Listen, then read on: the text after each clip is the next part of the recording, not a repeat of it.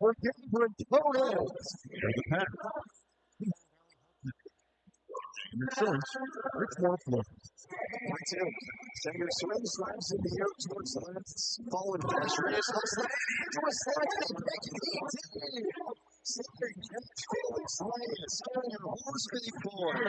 We're going to be country club. It's an insurance. Service election. St. Luke's Health Network. TV Bank.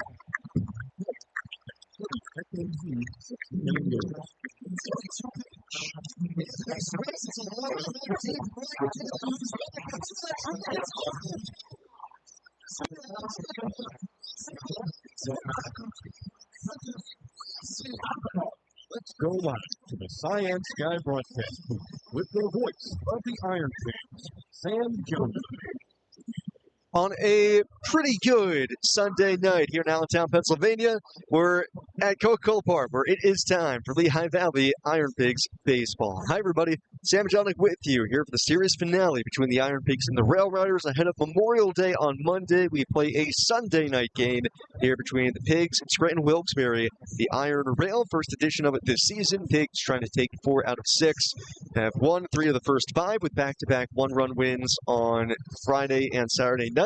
We'll try to follow it up for a third straight win here on Sunday. The rematch of back on Tuesday, Levi Stout will open for the IronPigs, followed by Ryan Cusick and Bulk out of the bullpen. And this is the lineup that he's going to face here today for the RailRiders, brought to you by PSECU. PSECU, remembers achieve more. It'll be George Lombard Jr. leading things off as always, the shortstop, hitting leadoff for a 6th consecutive game this week. Yanquiel Fernandez follows him. He'll be in right field hitting second. Oswaldo Cabrera shifts over to second base, hits third. Seth Brown in the cleanup spot plays first base. Tyler Hardman at the hot corner bats fifth. Ernesto Martinez Jr. DHs in the 6th hole. Peyton Henry, the former Iron Pig, bats 7th. Does the catching. Hitting 8th, Duke Ellis, he's in center. And Kennedy Corona plays left field, batting 9th, with Brendan Beck on the mound for the RailRiders. Beck pitching it back on Tuesday. Did not factor into the decision. Ultimately, Beck went 4 innings, gave up 3 runs on 6 hits. Beck 3-2 with a 4.63 ERA this season. Stout ready to go out on the mound for the IronPigs as they wear the home whites here on Sunday night. Bit of overcast skies as, honestly, at the start of the week, we weren't too certain that we were going to be able to play either yesterday or today. We had to play through the rain yesterday. Today, it rained earlier, tarp came off. Right now, it is high and dry, although the sun has not peeked its head back out yet. So overcast with first pitch temp looking like it's going to be about 58. Stout, the righty into his wind. The first pitch of the game to George Lombard is chopped over to third on the bounce. Keyboom has it next to the bag, sets the feet, throws to first in time, and Lombard retired on the first pitch of the game. 6:36 first pitch here on Sunday night. Like I mentioned, 58 degrees. A little on the chillier side with the sun basically nowhere to be found. Completely gray up above. So Stout, 1 pitch, 1 out, brings up Yanquiel Fernandez. Stout threw 1 inning scoreless back on Tuesday to open. Spins a first pitch sweeper down the middle to Fernandez, 0-1. You have to wonder if Stout is able to get through this first inning quickly and efficiently, if he might go a second. More of that probably has to do with the plan for Cusick in the bullpen, 0-1. Fastball at 97, a little bit low, and whether or not pushing him back potentially an inning would alter the scope of his assignment enough that they don't want to mess with that. Fernandez with 4 homers this week leads the RailRiders with 13, takes a 1-1 sweeper, tags the outside corner, 1-2. Stout, right-handed pitcher. Went to college right here in the Lehigh Valley at Lehigh University. 3rd-round pick of the Mariners in 2019. Winds and deals, 1-2. Slider, a hard one, down and in. It's mostly 4-seam fastball for Stout, a sweeper, and a slider. Slider is kind of more reminiscent of a cutter. 6'1", 95 pounds. Wears long red sleeves under his white jersey. Pigs wearing the USA 250 hats in honor of Memorial Day tomorrow. 2-2. Fernandez a weak tapper just to the right of the mound. Stout off the bump, able to glove it. Underhand flip to first. Gets Fernandez. 2 outs. Defensively for the IronPigs behind Stout, it's Dylan Carlson in left, Stuart Baroa in center, Dylan Moore in right, Carter Keyboom's third base, Christian Cairo, the shortstop. Leover Piguero at second, Felix Reyes at first, and Caleb Ricketts catches Stout. Stout on Tuesday threw a scoreless inning, allowing just one hit, was a two-out infield single to Marco Luciano. 2 outs, nobody on for Oswaldo Cabrera. Stout's first pitch, a sweeper outside to him. Cabrera hitting .213, 4 homers, driven in 23. Open stance from the left side, 1-0, out in front of a slider, fouls it into the seats. 1 ball, 1 strike.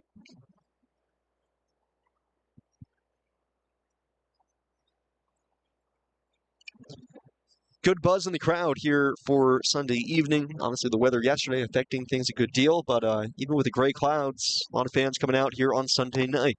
1-1, sweeper wraps around the outside corner. Can't get the call from Jared Dewerson. Ball 2. Keyboom is off the line at third. Shortstop Cairo up the middle. Stout from the third base side of the mound, rocks and delivers. Cabrera checks the swing, pitch missed, appeal to third, and he laid off. Pitch didn't miss by much.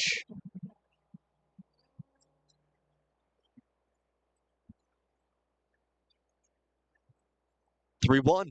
Cabrera late on the sweeper, fouls it back.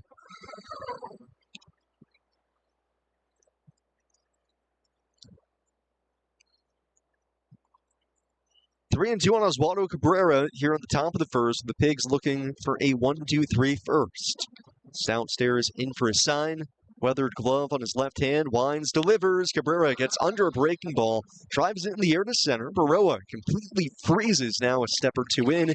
Is under it, makes the catch. And the inning over. 1-2-3 start for Levi Stout. That's another Mates 1-2-3 inning. For your cooling, plumbing, and electrical needs, visit mateshomeservice.com to book your appointment today. Go to the bottom of the first. RailRiders nothing. IronPigs coming to bat here on the Pigs Radio Network. Presented by Ashley, the largest furniture store brand in North America. Shop unbeatable deals on the hottest styles during Ashley's Memorial Day sale. Save up to 20% store-wide or take advantage of 60 months no-interest financing with no minimum purchase. Plus, explore doorbuster savings whether you're refreshing one space or your entire home. Now is the time to save big with these incredible holiday savings. Save up to 20% or enjoy 60 months no-interest financing. These Memorial Day deals won't last long. Don't miss out. Happening now at Ashley. The voice of Lehigh Valley sports fans is the Happy Hour. Weekdays at 4, presented by Ashley. From the local high schools and colleges to Penn State, Philly, New York, and the entire sports. We cover it all with great guests, rankings, polls, and you. Call or text the show to voice your opinion at 610-890-0707. Don't miss the Lehigh Valley's only nightly sports talk show, The Happy Hour. Presented by Ashley, the largest furniture store brand in North America. Weekdays at 4 on Fox Sports Radio 94.7 FM, 12:30 a.m., and streaming at lvfoxsports.com. You're listening to IronPigs Baseball, presented by Ashley, the largest furniture store brand in North America, on Fox Sports Radio 94.7 FM, 12:30 a.m., and streaming at lvfoxsports.com. Bottom of the first, it's the RailRiders nothing, and the IronPigs coming to bat against Brenton Beck, making his second start of the week. Beck 3-2, 4.63 ERA this season. He gets the ball for Scranton, and this is how the lineup will look for the IronPigs against him. Brought to you by PSECU. PSECU, remembers, achieve more. Stuart Baroa will lead things off in center, then Felix Reyes, the first baseman. Brian Daly Cruz, DH, is hitting third. Leover Piguero at second base hits fourth. Carter Keyboom, third base, will bat fifth, followed by Christian Cairo, the shortstop.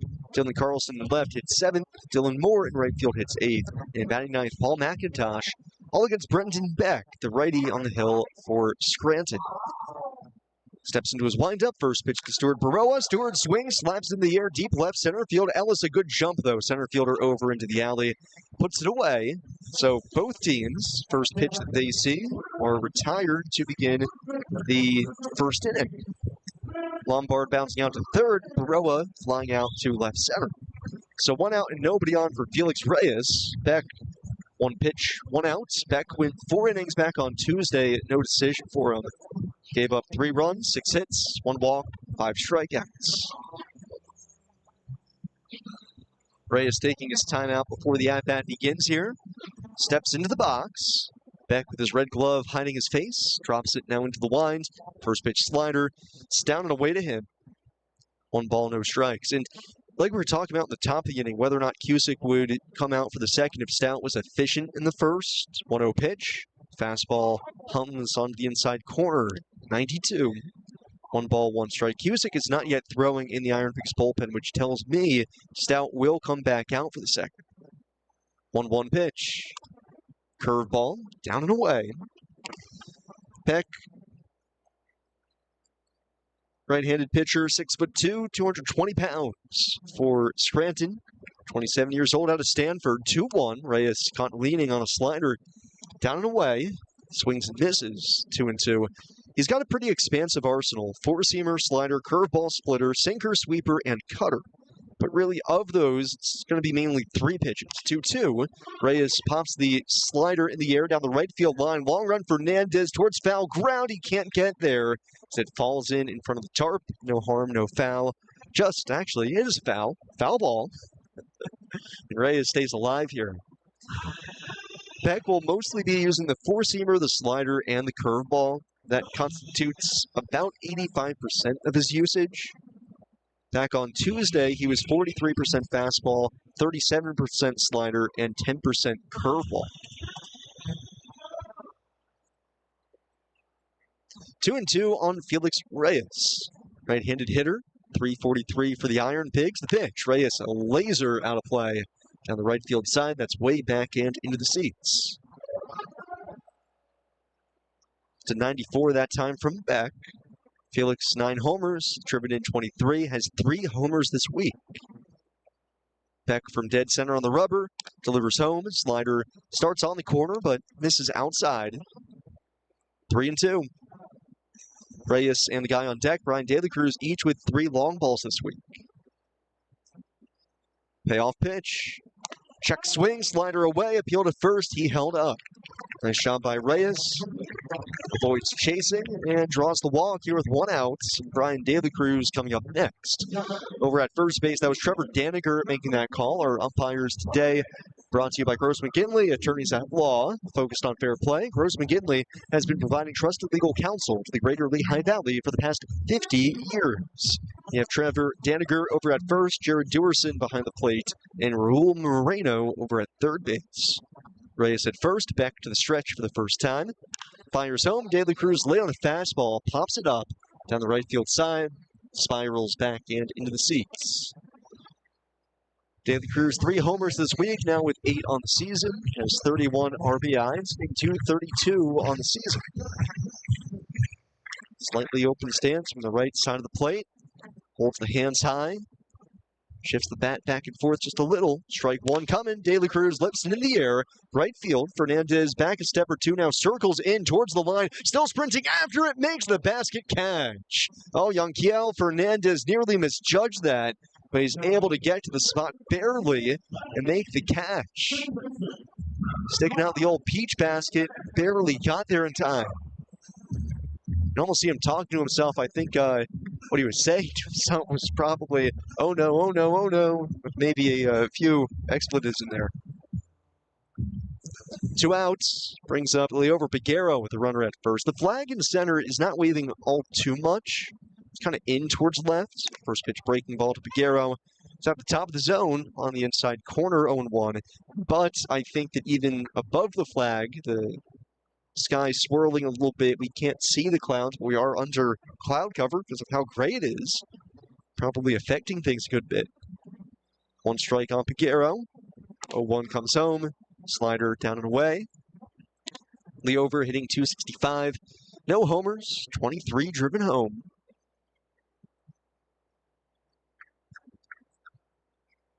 As Reyes at first, held on by Seth Brown.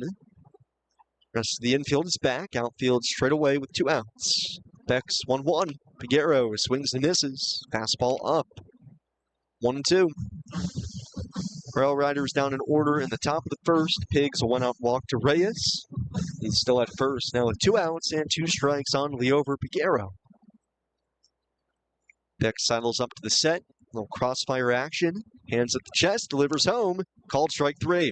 Slider on the inside corner, freezes Piguero. Back his first punch out of the day is a backwards K of the over. And we go to the second, scoreless after 1, here on the Pigs Radio Network, presented by Ashley, the largest furniture store brand in North America. The scoreboard. Our hopes and dreams rest on the outcome, but it doesn't show the sacrifice it takes to win, or the pain of accepting defeat. Because the real score isn't about points. It's about how many times you come back from impossible odds. Here for all the moments that matter. Your name trusted to overhand. By the way, I meant to say this earlier. Had a chuckle on the game notes at the end, just the way you draw it up. Nothing if not consistent. Exactly. I just read the title. I was like, yeah. That's funny. I like that. I forgot. There you go. You're all set. Whoa, Cy, that was awesome. Thanks. Better service is on the horizon. Science Guy copier. Science Guy service today. I don't know why. You can call this copier first. Call Science Guy today or find them at scienceguycopiers.com. Hi, IronPigs fans. I'm Linda Zawardi. I work in human resources at Air Products. I live in Nazareth, Pennsylvania, and I'm proud to support MDA. Air Products. Working here. Living here. Giving. Hi, IronPigs fans. I'm Nick Mitica. I work in hydrogen energy systems at Air Products. I live in Zionsville, and I'm proud to support community bike work. Air Products. Working here. Living here. Giving. You're listening to the Iron Pigs Radio Network.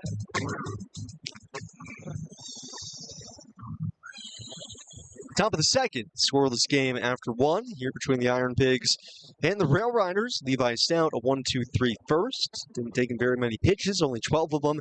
So he comes back out here for the second. Winds and delivers to the left-handed hitting Seth Brown.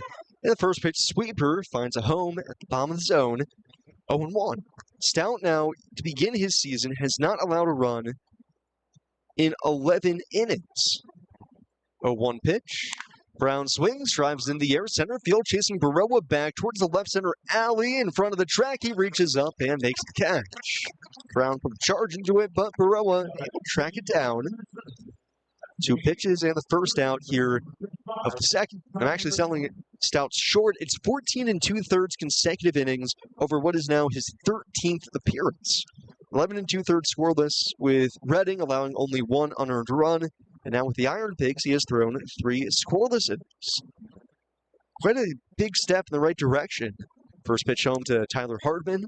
Sweeper misses outside to him. Ball 1 for a guy who had a combined 6.14 ERA last year, including a 6.93 mark with AAA Norfolk. Right on right matchup with Hardman. 1-0. Fastball sips in. 95 on the outside corner. 1-1. Stout now a full-time reliever. That was a transition he made during the 2024 season, the latter half of that year when he ended up with the Orioles. 1-1. Bouncing ball back up the middle behind the back of Stout, but right behind second. Piguero's there to glove it. Throw it over to first in time to get Hardman. 2 up, 2 down. Since then, Stout has strictly been a reliever, mostly just a 1 or 2 inning guy. Covering 2 innings today, thanks to being pretty darn efficient. Signed a minor league deal with the Phillies this offseason after exiting from the Orioles organization. Coming back home and away. Started out with Double-A Reading, threw very well there. Now with the Iron Pigs. Ernesto Martinez Jr. is the batter. 2 outs, nobody on for him. 5 up, 5 down for Levi Stout. Righty kicks and delivers. Stout, the breaking ball, a little bit low. 1 ball, no strike. Stout made his major league debut back in the 2023 season, Cincinnati Reds. He was part of the deal that sent Luis Castillo to Seattle and Stout to Cincinnati. Pitch home to Martinez off the end of the bat. A weak dribbler towards first. Next to the bag, Reyes glove, steps to the base, retires Martinez, and it's 6 up and 6 down easily for Levi Stout, barely breaking a sweat out there. Go to the bottom of the second, scoreless after an inning and a half. Here on the Pigs Radio Network, presented by Ashley, the largest furniture store brand in North America. From the Phillipsburg Easton Honda Studios, this is Fox Sports Radio. Clinton Actua and Phillipsburg Easton Honda, 2 trusted names, 1 goal, 5-star customer service. Find unbeatable savings on the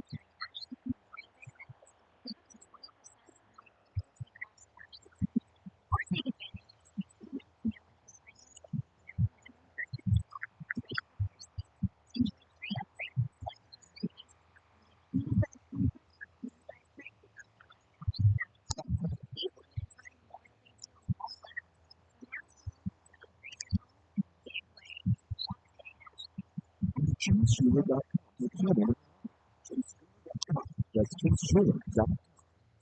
week's Awesome Athlete presented by Service West and Junior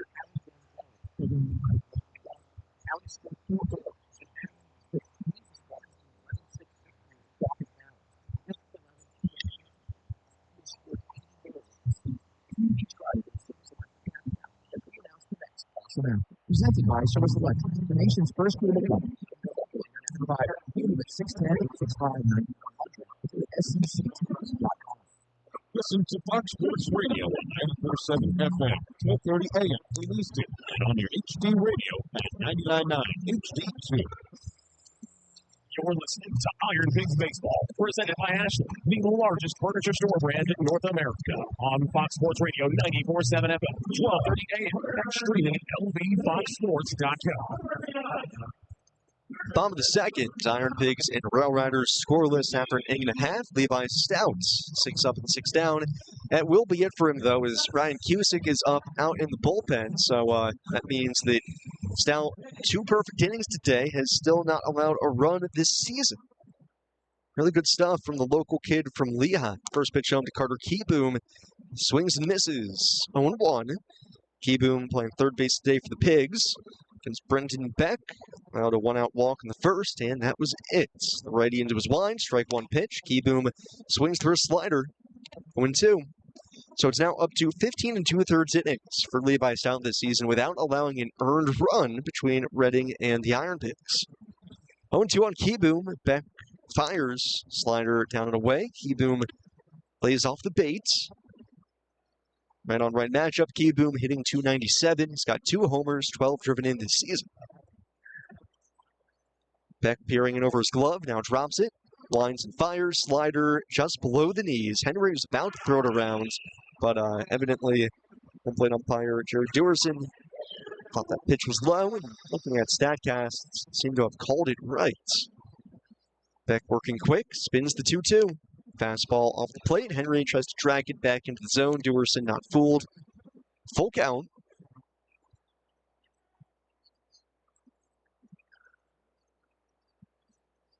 Three and 2 on Keyboom beginning the second. The payoff, slider off the plate. Keyboom lays off. It's ball 4. So good job by Carter after a couple swings and misses early in the at-bat. Just looks at the next 4 in a row and is able to draw the leadoff walk. Brings up Christian Cairo. Cairo playing shortstop again tonight. Iron Pigs offense last night got the job done with a 5-run 4th inning, which was their 3rd big inning of the week. Back the stretch, first one to Christian. This is outside. Pigs now have 6 innings this season of 5 or more runs, and half of them have come this week. Hopefully a sign of this offense starting to click a little bit more as the temperatures heat up throughout the summer here, even though they have dropped drastically this week. 1-0. Cairo swings, fouls it back to the top of the net. 1 ball, 1 strike. Game last night for the Pigs, they won 5-4, 5 runs on 3 hits. Pretty almost inconceivable type of performance. And prior to last night, it had never happened before in Iron Pigs franchise history. 1-1. Cairo swings, line drive, left field side. That's down for a base hit. It's cut off before the track by Corona. Keyboom on his way to third. The throw's offline, and he's in standing as Cairo trails him into second. It's a double for Christian Cairo, and the Pigs in business here to begin the second. Second and third with nobody out. It's an extra base hit for Cairo, which is his first since April the 26th against Durham. Somehow he managed not to have an extra base hit for nearly a month. He homered that day. And the weird thing about it is Cairo still put together a pretty good month offensively, hitting close to 300, getting on base at a good clip because he walks a bunch, but just has not been driving the baseball. And Corona left was playing towards the left center alley, and even though that ball wasn't really towards the line, was just straight away left, turns into extra bases. First pitch to Dylan Carlson. Beck, hair below the knees. Fastball. Carlson homered off of Beck back on Tuesday, his first as an Iron Pig. He's got a chance here to bring home the first run of the game. Second and third, nobody out. Infield is back except for Hardman at third base. Back the 1-0. Carlson takes a fastball up and in. Almost hit him. Carlson was leaning out over the plate thinking that was going to be a breaking ball down and away. And ended up getting his tower buzzed a little bit. So 2-0 on Carlson, hitting 151 this year between the Pigs and the Iowa Cubs. 3 homers and 11 knocked home. Switch hitter batting left, Beck, 2-0 pitch. Fastball tails off the plate. As you can imagine, IronPigs 5 runs, 3 hits last night. First time in franchise history they've ever done that. Drew a lot of walks. 8 walks en route to putting up those 5 runs on just 3 hits. 3-0 on Carlson with Dylan Moore on deck. 3-0 fastball, able to find the zone. Belt high on the outer half. Hardman backs up a little bit at third base now. Gives Keyboom a little bit more room to maneuver. Beck the ready. 3-1 coming. Carlson, humongous cut, comes up empty. Slider hung a little bit. Love that kind of aggressive swing in a 3-1 count, but I think Carlson just a little fooled seeing spin there as opposed to a fastball. Full count. Nobody out. Second and third. Scoreless game for the moment. Bottom the second. Beck readies up. The payoff. Carlson out in front of a breaking ball, able to scrape it foul by first base coach Ray Ricker. Ray will toss that into the seats.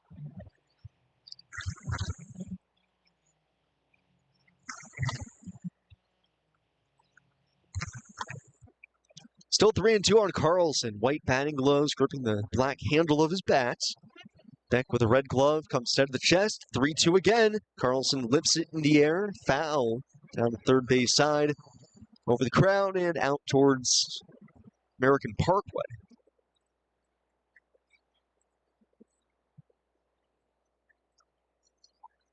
Still 3-2 on Carlson. 8th pitch of the at-bat coming up here. Beck kicks, delivers. Up and in with a fastball. Carlson spins out of the way. It's ball 4. Third walk of the game issued already by Beck, and it loads the bases with nobody out for Dylan Moore. But before he hits, Spencer Medic is going to make a trip out to the mound. The RailRiders pitching coach with Beck in some hot water here in the second. Jandal Farms, the proud sponsor of IronPigs baseball. Spanning 5 decades, the Jandal turkey has remained the gold standard for dependable quality, flavor, and value. Find Jandal turkey products at your local grocer today.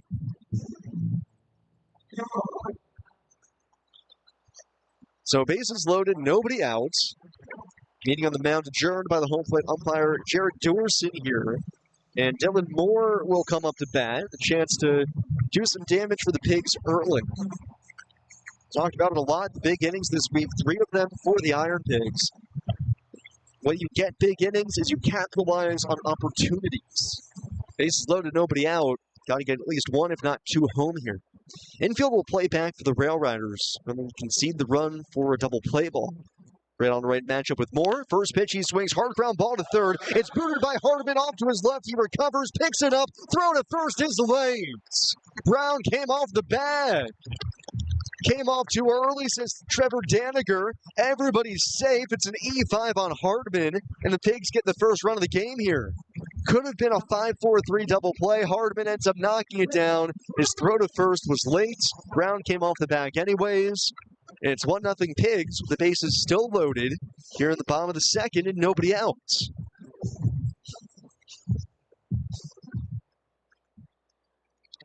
Brings up Caleb Ricketts. Ricketts batting out of the 9-hole today. First pitch, Caleb takes just outside. 1 ball, no strikes.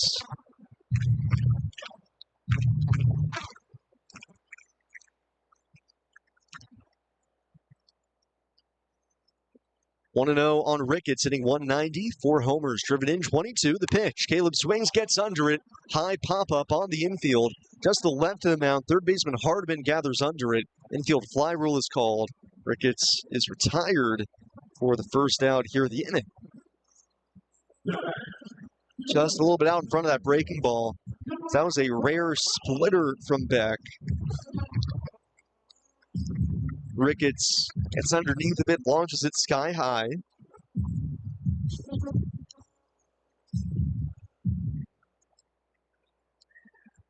Back to the top of the order, Stuart Baroa. Flat out to deep left center his first time up. Switch hitter batting left. Takes the first pitch splitter out of the zone. 1 ball, no strikes.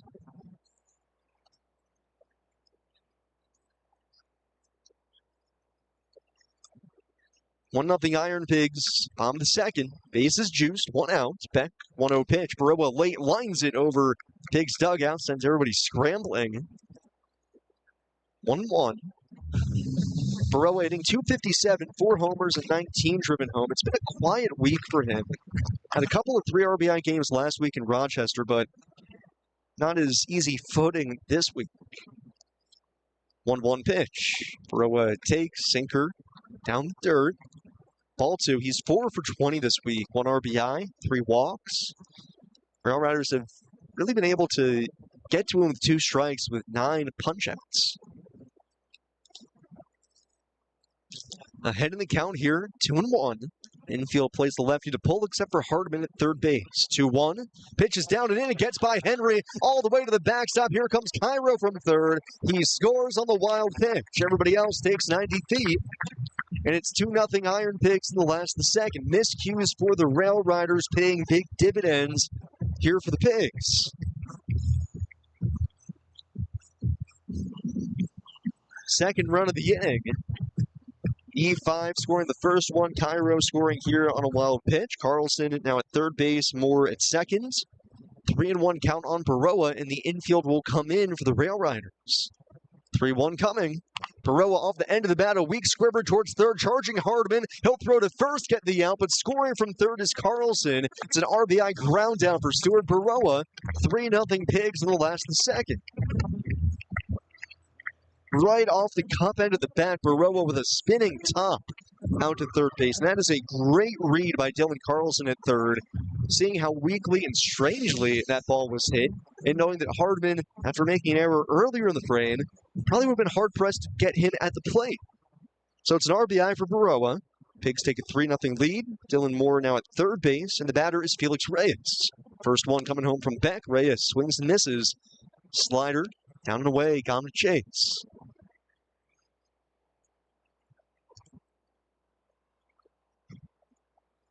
Line from Beck, 0-1. Slider down the dirt. Blocked by Henry.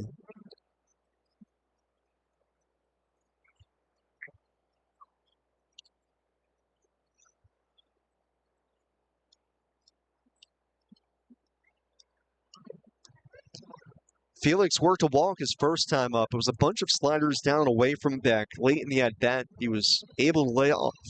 Beck the turn, 1-1 pitch. Reyes swings, fouls the fastball back. That was a vicious hack.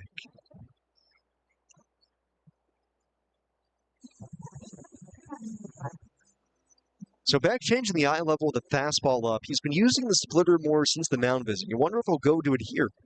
Moore at third, 2 outs, 3 runs in. The 1-2, Reyes hits a high fly ball, not deep, shallow center. Ellis waiting in a couple of steps down to a full jog, gets the spot, makes the catch. Reyes retired, and the inning over. Pigs, though, scored 3 times, taking advantage of a couple of RailRider miscues. We go to the third, 3-0 Iron Pigs. Here on the Pigs Radio Network, presented by Ashley, the largest furniture store brand in North America.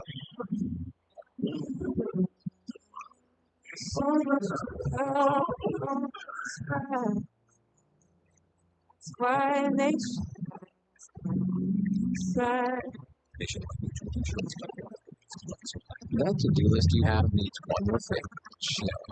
Take the afternoon. Stay for a couple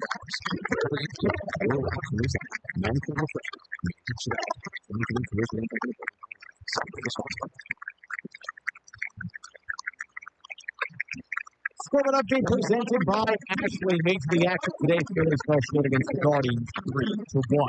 International action here today and tonight. Iron Pigs now with 3 runs in the second. Lead 3-0 over the RailRiders going to the top. third. Durham ahead of Nashville 2-0 in the bottom half of the game. They're trying to add to that. Cleveland, Indianapolis 3-1 in the bottom half of the fifth. Back end of a doubleheader, scoreless in the bottom of the third between Syracuse and Buffalo. Top half of the fourth now 3-1 Omaha ahead of St. Paul after 2 scoreless in Jacksonville between the Jumbo Shrimp and the Norfolk Tides. 3-2 Charlotte down Gwinnett earlier today. All Iowa's the Cubs rolled 18-4 over Memphis. Buffalo won game 1 of the Twin Bill 6-4. 2 postponements and cancellations as Louisville and Columbus canceled due to rain. All of Rochester and Worcester were postponed due to rainfall. Pigs lead 3-0 after 2. We go to the top half of the third. Back over to Sam Jelnick. Thank you, Jack. Like you said, IronPigs a 3-0 lead here early on the RailRiders. Get just 1 hit in the bottom of the second, but a couple of walks, an error, a wild pitch. Help them scrape across 3 runs as the RailRiders continue to, it's not full-on shooting themselves in the foot, but man, they are certainly stabbing themselves in the midriff a couple of times here. Ryan Cusick takes over on the mound for Levi Stout as we had opined last inning. Stout efficient enough to get through 2 innings today, pushes Cusick back 1 frame. So Ryan will work in bulk in relief of Stout, who goes 2 perfect out of the bullpen. See now, this season is up to 15 2/3 innings without an earned run. First pitch slider to Peyton Henry is way high to him. 1 ball, no strikes. Takes Stout just 19 pitches to get through 2 innings of work. 1-0 on Peyton Henry, leading off top of the third, hitting .242 with 4 homers, drives the 1-0 pitch, high in the air, deep down the right field side, back towards the wall, it's off the top of the fence. Henry a turnaround first, but he knows this ballpark well enough that with Dylan Moore playing that easily off the wall, he's going to be held to a single. Missed a homer by a couple of feet. Bangs it off the top of the wall and right, and Henry a leadoff single here in the third inning.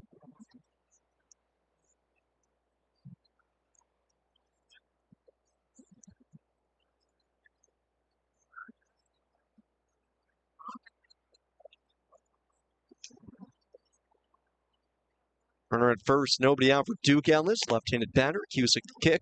This is outside of the fastball. So Stout 2 innings, takes him just 19 pitches to get through it without a base runner. Cusick, first batter he faces, is a base hit for Peyton Henry. Duke Ellis the batter, hitting .257, 1 homer. He's driven in 7. Left-handed stick, 1-0 fastball. It's on the inside corner. 1-1. Cusick worked in bulk back on Tuesday as well. He went 3 innings, gave up 2 runs, 4 hits, 1 walk, 1 strikeout. Despite not throwing all too terribly, he did get hung with the loss. Henry leads at first. Keyboom near the grass over at third base. 1-1. Ellis swings, lines it the other way, towards the line, going over is Carlson. He flags it down. Good read off the bat. So that ball slicing away from him, able to flag it down, no trouble. Henry back to first. That's the first out here in the third inning. Off the bat, that looked like that baseball was going to be a little bit of trouble, but honestly, Ellis hit that ball too hard. It was 99 off the bat, and it hung up there long enough for Carlson to get there. 1 out, man at first. Kennedy Corona, the 9-hole hitter's up next. Cusick at the belt, high leg kick, first pitch. Fastball pours in, bomb the zone.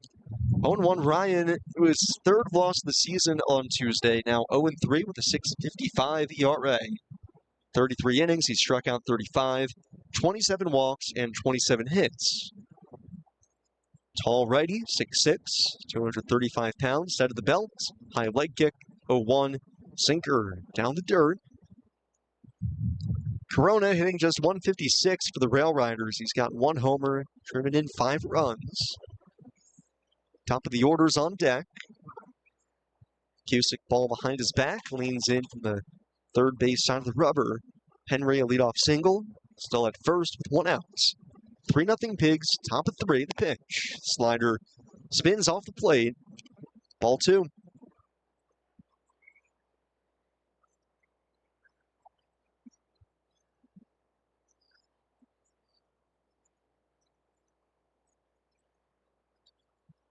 Two and 1 on Corona. Open stance. 2-1 from Cusick. Slider able to nibble the outside corner, and Corona is going to challenge that. Did not seem like he was convinced of the challenge himself, but we'll see whether or not he gets it right. This is the first challenge used by either team here today on the home plate umpire, Jared Dewerson. And upon review, the pitch is going to be overturned. So a good challenge by Corona. Pitch missed by about a half inch. So from 2-2 to 3-1 instead on him. Tough for Cusick. The main bugaboo for him this season has been the free passes. So anytime you can avoid a 3-ball count, well, it'd be preferable. Henry at first, 3-1 pitch. Fastball, soft line drive the other way by Corona. That's down for a base hit. Cut off in the alley by Moore. He'll chuck it into second quickly. Henry will stay there. It's a base hit for Kennedy Corona. So it's 2 on with 1 out. And George Lombard Jr. coming up next.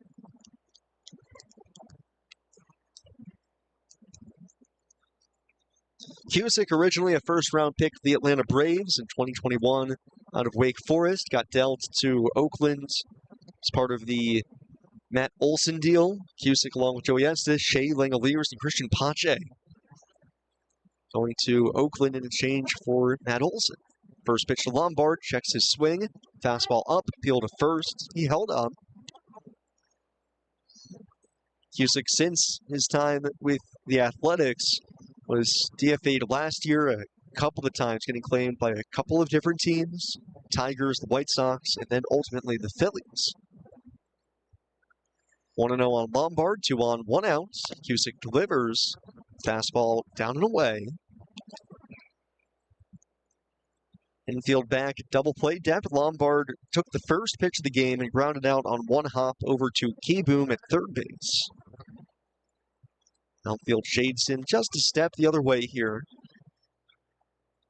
2-0. Lombard chasing fastball, gets a slider, swings through it as it weaves off the outside corner.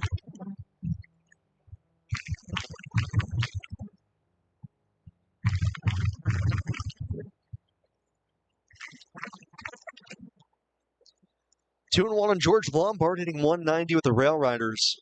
2-1, down and away. Fastball gets by Ricketts, and it's going to go to the backstop. Over to third goes Henry. Corona to second on the wild pitch. There's supposed to be a fastball in, and instead, 95 down and away. Ricketts got a little bit of the glove on it, and Cusick missing his spot badly enough that Ricketts can't hang with it. So not a very clean start for Cusick here. He's thrown 13 pitches, only 6 strikes. 3-1 on Lombard with Yanquiel Fernandez on deck. Would prefer to not face him with the bases loaded. 3-1, Lombard swings, line drive. Right center, that's going to find some grass down for a hit. Should score 2 runs. Coming in is Henry. Corona behind him. The throw goes to second. It's a 2-run single for George Lombard. Drives in a pair, and it's 3-2 Iron Pigs here at the top of the third inning. Out to the mound goes the Iron Pigs catcher, Caleb Ricketts. Chat with Cusick here. Christian Cairo will join the conversation, head to the rosin bag, pick the dirt out of his spikes. It's tough for Cusick in a spot like that. 3-1 with Fernandez on deck. You're 100 times out of 100 just going to throw a fastball to Lombard, make him hit it. He did. Hit it on the screws. 104-mile-an-hour line drive to right center. And maybe it's coincidence, maybe it's intentional by the RailRiders. All 3 of their base hits this inning have come the other way. Henry off the wall and right, Corona the other way, and then Lombard to right center. Even their only out, Duke Ellis's line drive was the other way down the left field line. Here's Yanquiel Fernandez, who is a dead pull hitter. See if that alters things. Throw over to first. Lombard gets back. Cusick has had trouble holding on runners this season. Back on Tuesday, the RailRiders were very aggressive running on him. Lombard is 4 for 6 stealing bases this season. Fernandez 0 for 1 today. Bounced back to the mound.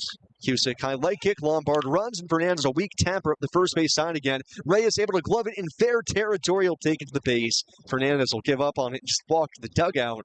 First out or second out of the inning recorded here. That's tough for Fernandez. He knew that was a pitch that he could hit, but at the same time, Lombard had second base stolen. That was 100% base he could have had. Instead, the ground out, 3 unassisted.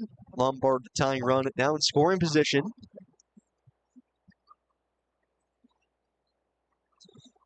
Brings up Oswaldo Cabrera, flying out to center field his first time up. Cusick the stretch, delivers home to the lefty, and it's off the glove of Ricketts again into the backstop. Breaking ball way high, Ricketts can't come down with it, and that should be another wild pitch.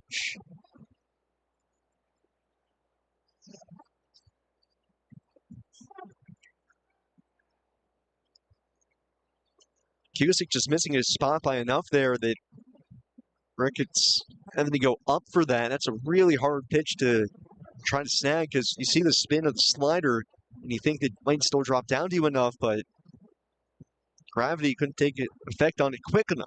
1-0, bouncing ball back to the mound. Cusick able to spear it with a lunge back to his left.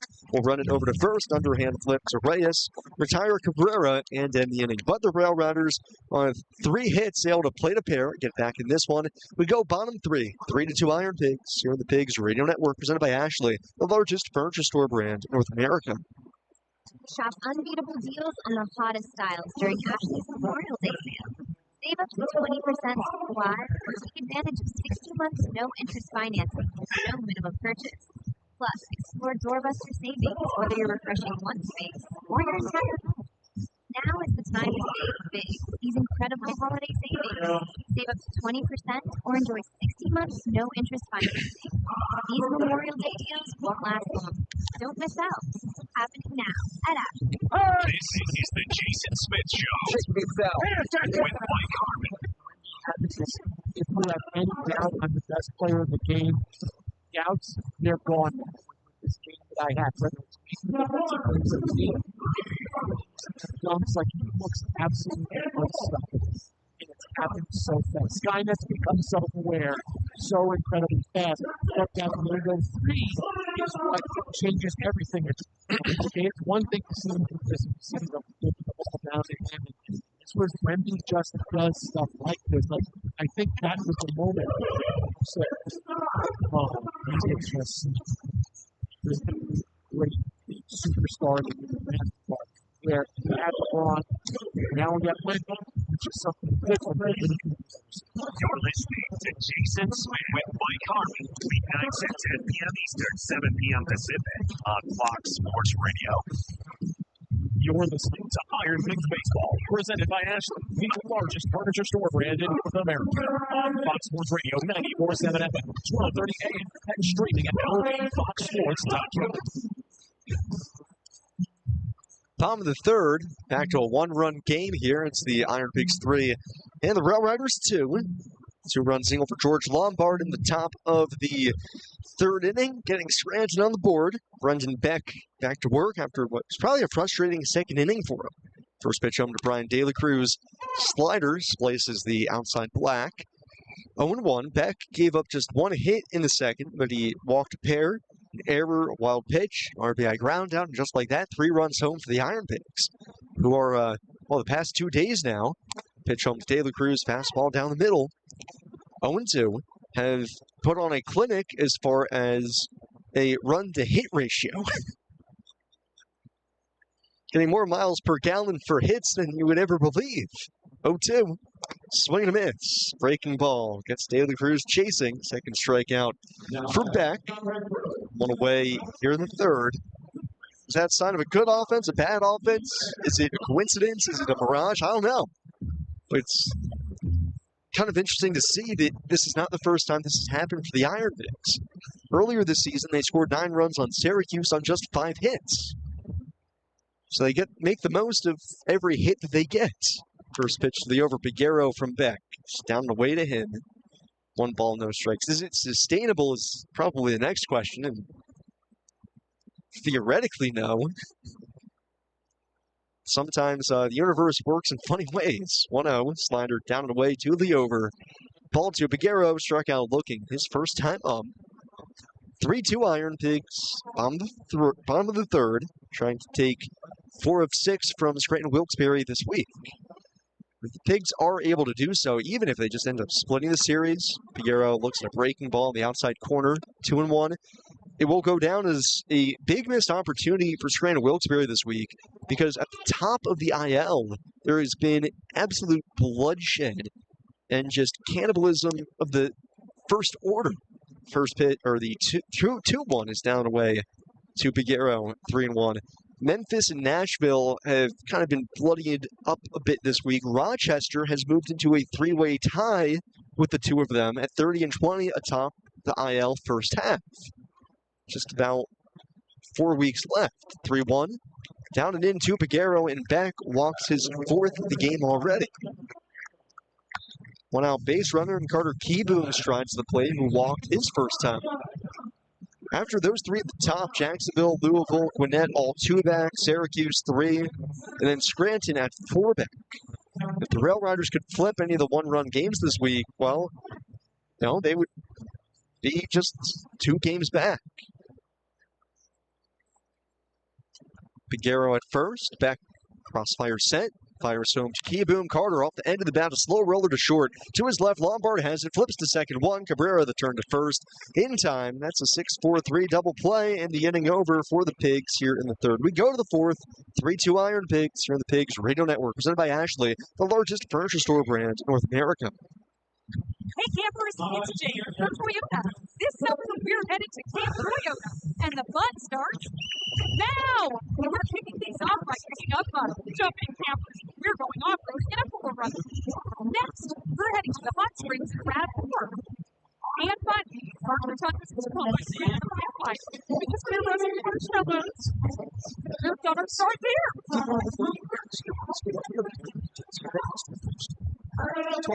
Let's go places.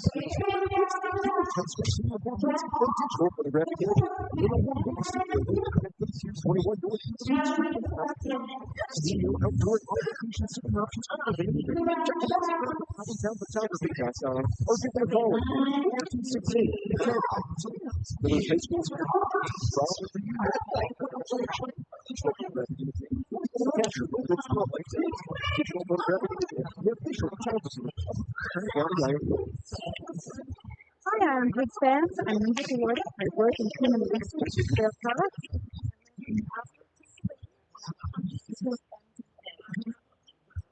Air products. Looking here. Living here. Hi, IronPigs fans. I'm Nick Medica. I work in hydrogen energy systems at Air Products. I live in Zionsville, and I'm proud to support the human fight. Air products. Looking here. Living here. You're listening to the Iron Pigs Radio Network. We go to the top of the fourth. It's the Iron Pigs 3 and the RailRiders 2. Time for the Rad 4th inning, brought to you by Toyota. Check out Toyota.com and visit your local Tri-State Toyota dealer today. Toyota, let's go Pigs. So 3-2 Iron Pigs as we begin the top of the fourth. And what would Memorial Day be without our annual visit from the one, the only, Frank Nacy of Nacy Printing, bringing us Memorial Day. Frank, how are you doing today? Wonderful. Absolutely wonderful. There's no rain in the forecast right now, so we've been really blessed with every year we do this, and every year we've had such really nice weather. This is probably the worst that we've had, but if this still, is the worst, that's not too bad. Not too bad at all. No, we've always had sunny days, warm. It's always been nice. We've been really lucky. So for those of you who don't know, Frank, you guys with Nacy Printing have consistently, for as long as I've been here, for as long as anybody can remember, have been doing something really awesome for Memorial Day here at Coca-Cola Park. Tell us a little bit about it. Well, the company and I'm so pleased, I'm so honored and proud that we're able to provide 500 veterans and their families with a day here at the park. And we now have so many different organizations that are requesting tickets that we get a really nice crowd here, nice bunch of veterans along with their families, and they're wearing their colors, and they hopefully got a Nacy hat coming in. And we've been doing this for many years now, and it's so important to remember this weekend is all about. It's not just about the parties and the baseball games and the picnics and hamburgers and the dogs and stuff like that, but it's about remembering those people who gave us the freedom to do what we're doing right now. And too often what happens is that during the Memorial Day holiday, too often people go and they'll visit and they'll see a parade and they'll watch the pageantry going on and they'll go into a cemetery.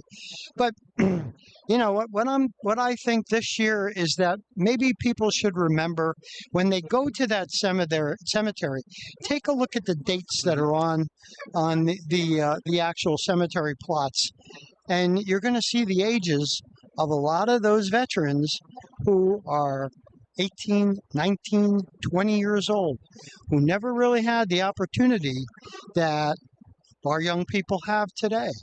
And it's so important that I took some information down, and I just took it from the Vietnam War. Mm-hmm. And the Vietnam casualties are 58,148. Of that, the average age was 23 years, 1 month of casualties. The enlisted people were 22.5 years old. The officers, 28.5. But the majority of the people that were casualties in the Vietnam War were of the 19 age group. So the people that are here today, our young folks, don't really realize how important it is to be free and to be committed, like these few folks were, who never really got a chance to have a family and never had a chance, maybe even date, have a wife, have a home. They gave it all. Mm-hmm. And that's what this weekend's all about. So I asked the parents, the grandparents, uncles, aunts, to make sure that you have a discussion with your children, your grandchildren, and tell them how important this weekend is and why we do this, why we celebrate, why we go to cemeteries, why we look at all the flags. Important. No, that's an absolutely beautiful message, Frank. As Cusick picks up his second strikeout of the inning, 2 gone here in the 4th, visiting with Frank Nacy of Nacy Printing. And Frank, the message near and dear to you, because you yourself, once upon a time, served as well. Right. Which, I think that's, I know you're bashful about it, but I think it's an important thing to remember as this ball grounded out towards second. Peguero will glove and throw to first for a 1-2-3 inning here for Ryan Cusick. Well, Frank, we thank you not only for your service, for what you did for our country, but for what you do now here in the community and what you guys do over at Nacy Printing. Thanks again for visiting with us here at the top of the 4th. Absolutely, my pleasure. We go to the bottom of the 4th, 3-2 Pigs here on the Pigs Radio Network. Hey, this is Jonathan Knight, your favorite new kids. Memorial Day means massive savings on everything. Shop Ashley. The savings are massive on the hottest styles during Ashley's Memorial Sale, with hot buys starting at just $2.99. Save up to 20% on all Ashley furniture, or enjoy 60 months no-interest financing with no minimum purchase. These Memorial Day deals won't last. Shop today at Ashley. We begin with the Ben Maller Show. The Cavs did not just collapse. I believe what happened is they reverted to their DNA. Oh, goof, I've got to know. We want liability. I'll give you liability. Okay, fine. So the liability lands squarely on the beard and the spider. The beard and the spider.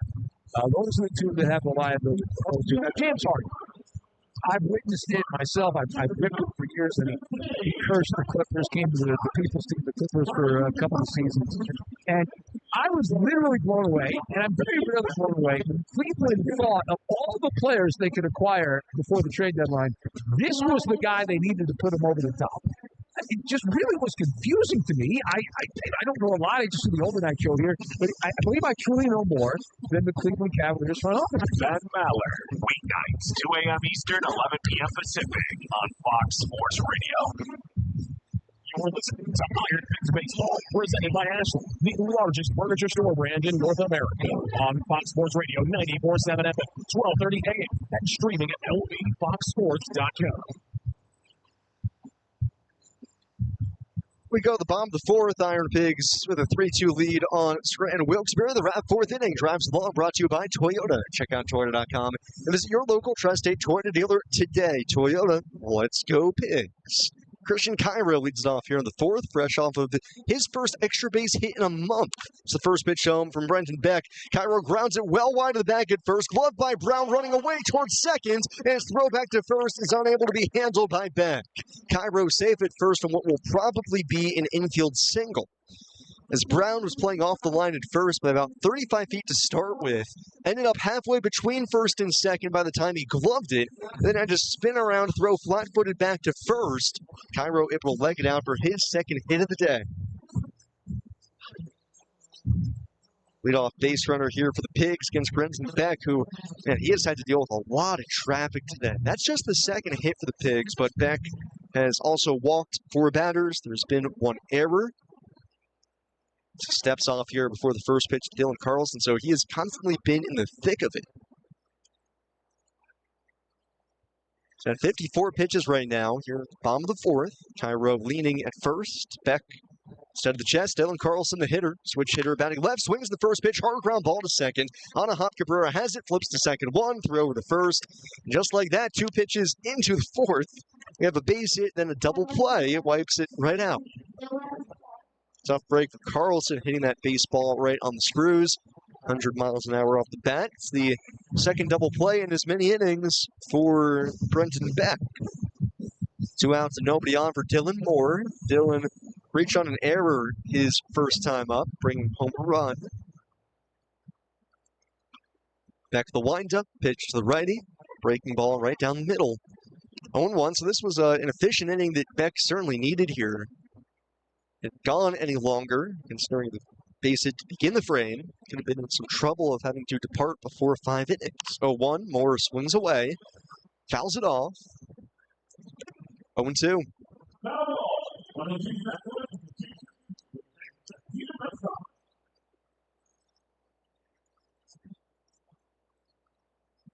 0-2 on Dylan Moore. Beck looking to face the minimum for a second consecutive inning. 0-2, Moore off the end of the bat. A ground ball to short, surrounding it. Lombard sets the feet on target throw to first.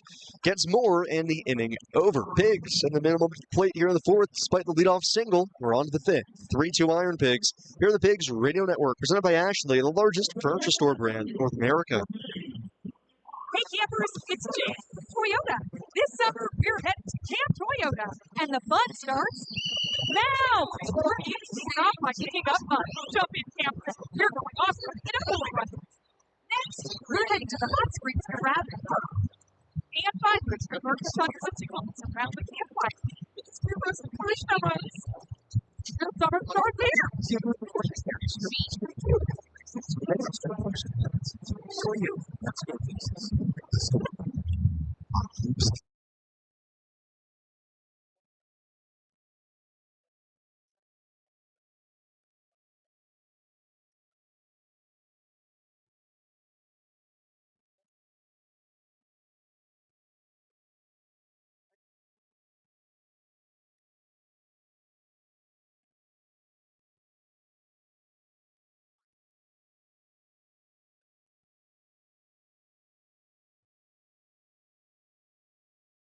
Because in Pennsylvania, a real getaway is never far away. Get back to nature in the Pennsylvania wilds, where you can experience some of the darkest skies in the Northeast. Make a splash as you float down a scenic river with your crew, or hike your way through Pennsylvania's 124 state parks. Unplug this summer and unwind your way in Pennsylvania. Find your great next American getaway at visitpa.com. You're listening to the IronPigs Radio Network. Top of the fifth, it's still the Iron Pigs 3 and the RailRiders 2, settling into something of a comfortable state. Here's Ryan Cusick and Brendan Beck go at it. Cusick coming off of a 1-2-3-4. Go to the fifth, they'll have 7-8-9 to up Henry, Ellis, and Corona. As for the fifth, we are joined from Paradise Dogs, it's Courtney Bean. Courtney, welcome. Hello, how are you? I'm doing fantastic. How are you doing? I'm doing great. So, Cusick from the stretch, nobody on here to begin the inning, and the first pitch to Henry is caught on and missed, 0-1. Talk to me. We're talking hot dogs. We're at a ballpark. Talking hot dogs. That's the whole point of tonight. Get my name out there, So, Paradise Dogs, what do you guys do? We recently branded. We were Potts Nazareth. I'm third generation, but I wanted to make it my own and give some island vibes. 0-1 off the end of the bat. Henry a ground ball to short. Cairo charging, throws to first, wide of the bag. Reyes tries to slap the tag on Henry, but he dips under it. There'll be an E6 on Cairo. Henry safe at first, able to maneuver around the large Reyes, get under the tag. And it's a leadoff base runner for the RailRiders on the error by Cairo. So tough break for the Pigs. Man at first, nobody out. Duke Ellis coming up. That's the tying run for Scranton. Pigs on top. 3-2 here in the top of it. So you mentioned you want to kind of make it your own. What does Paradise Dogs mean to you? So I do have the love of the island Aruba, and the goal is one day to take it down there. So we do have a food truck in production. First pitch is low to Ellis, ball 1. And we're excited to get that running probably full force next year. And once we get all the kinks worked out, make another one and send it down to the islands. That's amazing. That's a phenomenal mission. That's the goal. Oh, man. Hence the name Paradise Dogs. That is wild. So have you done enough research into Ellis shows bunt on the 1-0 against down low, ball 2? Do Arubans enjoy hot dogs? Is it a cuisine they're familiar with? Let me tell you, there is no hot dogs on that island. Well, sounds like a wide open market. And when you're down there and you eat them almost every day, you get hungry for them. Eating your own product. Heck yeah. Aruba actually what made me come up with some island flares for some of the signature dogs now on the menu. We still have our everything dog, but we have 3 new signature dogs. Hit me. What are they? We have the island dog right now, which is bacon barbecue sauce with pineapple relish that I make. And then the Paradise Dog is a homemade mango mustard, sweet and spicy, with chili cheese and pickled onions. And currently for the month of May, due to Cinco de Mayo, we came up with the elote dog, which is botana sauce, bacon, and homemade Mexican street corn topped with cajota cheese. My goodness. So yeah, some island flair. That's amazing. 2-1 pitch. Ellis breaks his bat, soft liner up the middle. That's going to get into center for a base hit. Henry will stop at second. And Ellis aboard at first with a base hit, trading his bat for a single. As it nearly speared Cusick out on the bump. So you said you're a third-generation hot dog here. Correct. Is that the correct Let me tell you, I worked for my dad since I could reach that counter. It was called free child labor. Hey, that's how they used to do it back in the day. More kids meant more production. It worked. And you know what? It taught us some key life goals, and we had to work for what we wanted. So if we wanted something, we worked at the hot dog shop, and then we got it. And structured your food pyramid with a hot dog at the base. I turned 40 this year, and everybody goes, "What's your secret?" And I said, "Hot dog." Corona tries to bunt the first pitch and bunts it foul 0-1. In a given year, what would be your hot dog? What is your hot dog consumption? Me? Yes. Oh, I have to eat at least one a day. It's quality control. That's how I keep my lovely figure. Everybody asks me the same question working at a ballpark. They're like, how many hot dogs do I eat? I am thankful I am, for the most part, I'm able to limit my consumption. 0-1, Corona trying to button again, gets it down third base side. Charging Keyboom, bare hand throw to first on target. Corona is out. But the runners advance to second and third here with 1 out. And the top of the order coming up for the RailRiders. I'm able to limit it enough. That doesn't stop me every time I go to Costco and I get all my groceries. $1.50 dog. Yeah. So, sorry to bring up competition, but no. Hey, everybody has their own favorites. My dad turned 70 this year, and everybody said it must be the hot dogs because he ate hot dogs, a tasty cake, and iced tea every day. You guys ever do a tasty cake dog? Ooh, no. But I'm trying to come up with a dessert dog. Ooh. Give me time.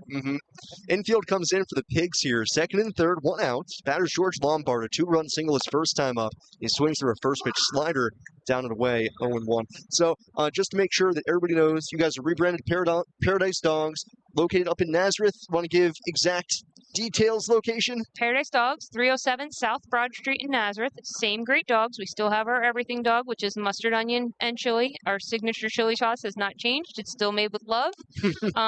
And yeah, we just want to get out there and let everybody know that it's me. I'm just doing my own thing, putting my own vibes on things, and want to put people with a smile on their face when they leave, you know? So it's funny you want to go to Aruba so much with the hot dogs. There's actually, I'm surprised that hot dogs don't exist there yet because there is a large, not a large, but there's a sizable contingent of Aruban baseball players. Oh, yeah. I actually have the Little League shirt. 0-1, fly down the right field side towards the corner. Moore giving chase. He'll have room to make the catch. Tagging from third. Here comes Henry to the plate. The throw in will be cut off. It's a sac fly and RBI for George Lombard. Drives in his third run of the game. Henry scores, and we're tied at 3 here in the top of the fifth. So, okay, at least you know that. Yeah. I like that. Yeah. So 2 outs, a man at third. Ellis also able to move up 90 feet. And brings up young Kale Fernandez, who's been held in check so far tonight. 0 for 2, 2 ground outs. He's got 4 homers this week. So I'm getting the vibe you have siblings, I guess? I do. I have 2 older brothers. So how did you manage to end up being the one running it? I didn't think I was going to be the one running it. I went to nursing school and was a nurse for almost 13, 14 years. Wow. And then Dad goes, I'm ready to retire. So I'm like, all right, let's do it. Take it up. Nursing will always be there again. Nursing will always be there. You know, everybody calls you no matter what. So once a nurse, always a nurse. But now my focus is on making people happy. That's really cool. Yeah. 0-1 on Fernandez. Cusick fires home and left a hanger there, but Fernandez just bounced it back. 0-2. Is there a cool origin story? Back in the day. Just know slinging dogs. Just slinging dogs. Yeah, that's basically everything that I know.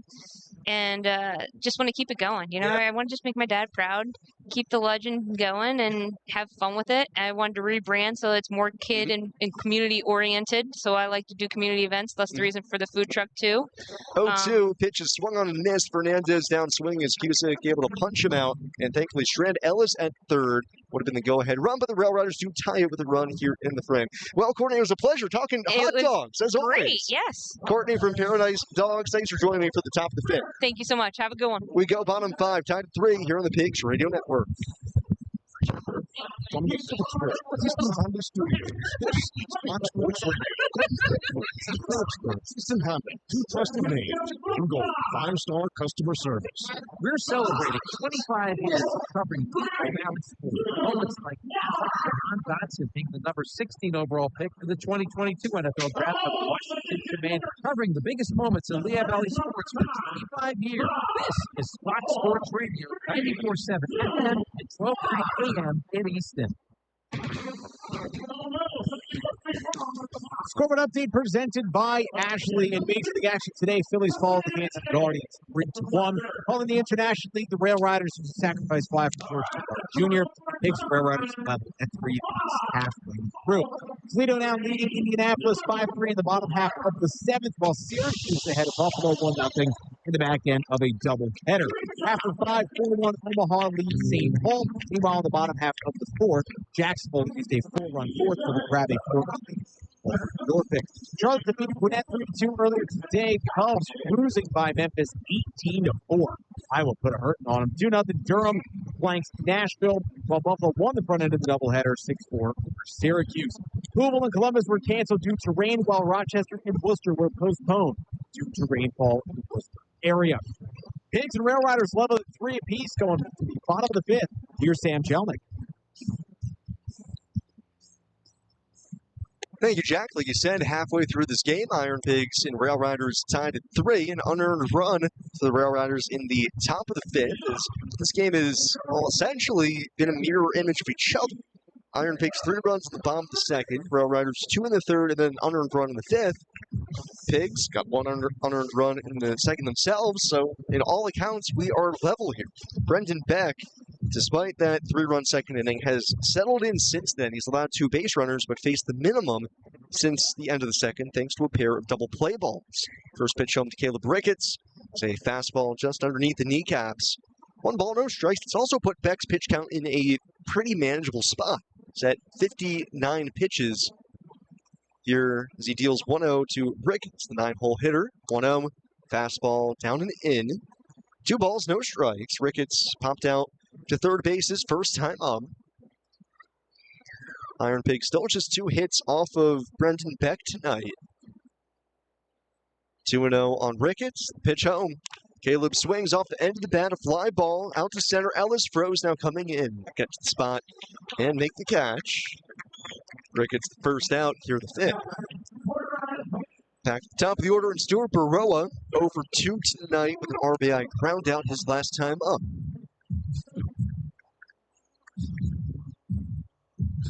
Memorial Day tomorrow, so a little bit of a patriotic flair to this one tonight. IronPigs wearing their America 250 hats, and our great grounds crew doing a little star-spangled awesomeness on the diamonds. First pitch curveball, misses just off inside black. So around the batter's circle, the cutout of it, they've thrown down a cascade of stars. Blue, red, and white. 1-0 on Baroa. Beck, the righty, turns and deals. Fastball up high. Ball 2.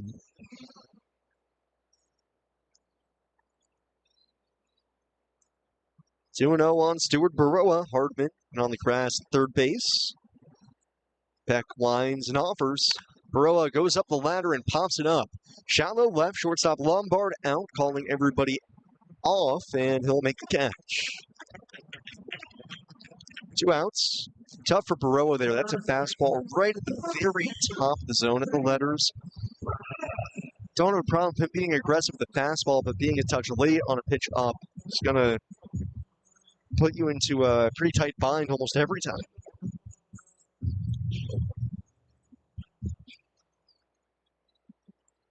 Two outs, nobody on for Felix Reyes. First pitch slider from Beck, able to nibble the outside corner 0-1. That has been the MO for Beck to Reyes here today, pounding him with slider after slider down and away. Reyes 0 for 1 today with a walk. Strike 1 pitch. Fastball is lifted in the air. Right field, not deep. Right fielder Fernandez over a couple steps to his right. Camps under it. Makes the catch with one hand. And the inning over. Beck a 1-2-3 fifth. He's faced the minimum for 3 straight innings. We go to the 6th. Tied at 3 here on the Pigs Radio Network. Presented by Ashley, the largest furniture store brand in North America. Retail Valley Health Network is now proudly with Jefferson Health. And the 250 leaders come together for the community. You can expect more access to doctors.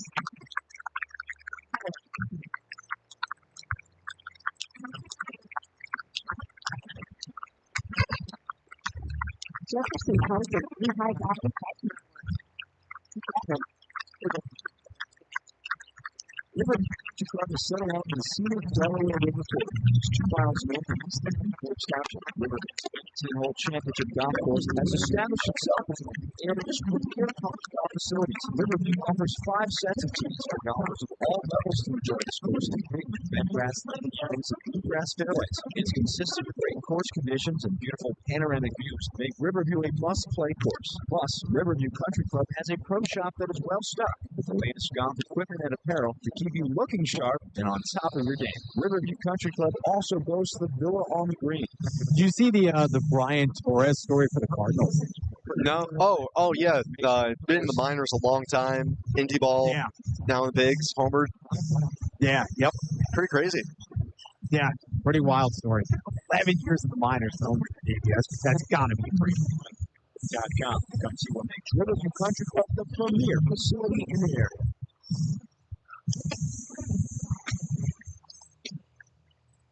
You're listening to the IronPigs Radio Network. Top of the 6th. RailRiders and IronPigs tied at 3. Pigs with 3 in second. RailRiders 2 in the third, 1 in the 5th. Tie this ball game up. Ryan Cusick has allowed all of those runs. 3 runs and 2 earns. Faces Oswaldo Cabrera here to begin the 6th. 3, 4, and 5 due up. Cusick from the stretch. Nobody on base. First pitch of the inning. Cabrera swings liner over to first. Speared on the short hop by Reyes on the back end. Down to a knee. He'll go to first. Retire Cabrera himself. 1 away. That's something that I think takes people by surprise. Reyes has really soft hands over at first base. Big guy can pick it. In left field, yeah, obviously covering ground, not his strong suit. He's got soft hands, can make the catch, can maneuver himself a bit more than I think people anticipate. Not like first base is a position of need for the Phillies anytime in the near future. First pitch fastball to Seth Brown is down the middle, 0-1, but Reyes a bit better there defensively than I think some people give him credit for. 0-1 on Seth Brown, who's 0 for 2 today with a strikeout. Cusick coming out of the bullpen. 45th pitch on the way here. 0-1. Breaking ball down the dirt. 3 1/3 innings now for Cusick. Probably rehab appearances for Zach Pop and Max Lazar today, I would think. Pop last throwing on Friday night. Lazar last having thrown on Thursday.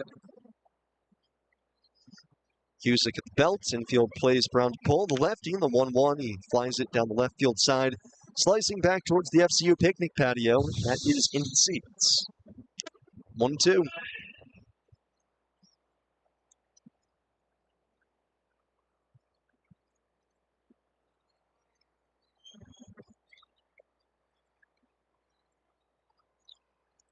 One and 2 on Seth Brown. Strikeout in the 4th, flied out center field in the 2nd. Cusick the kick, 1-2, check swing down to the dirt, appeal to 3rd. He laid off.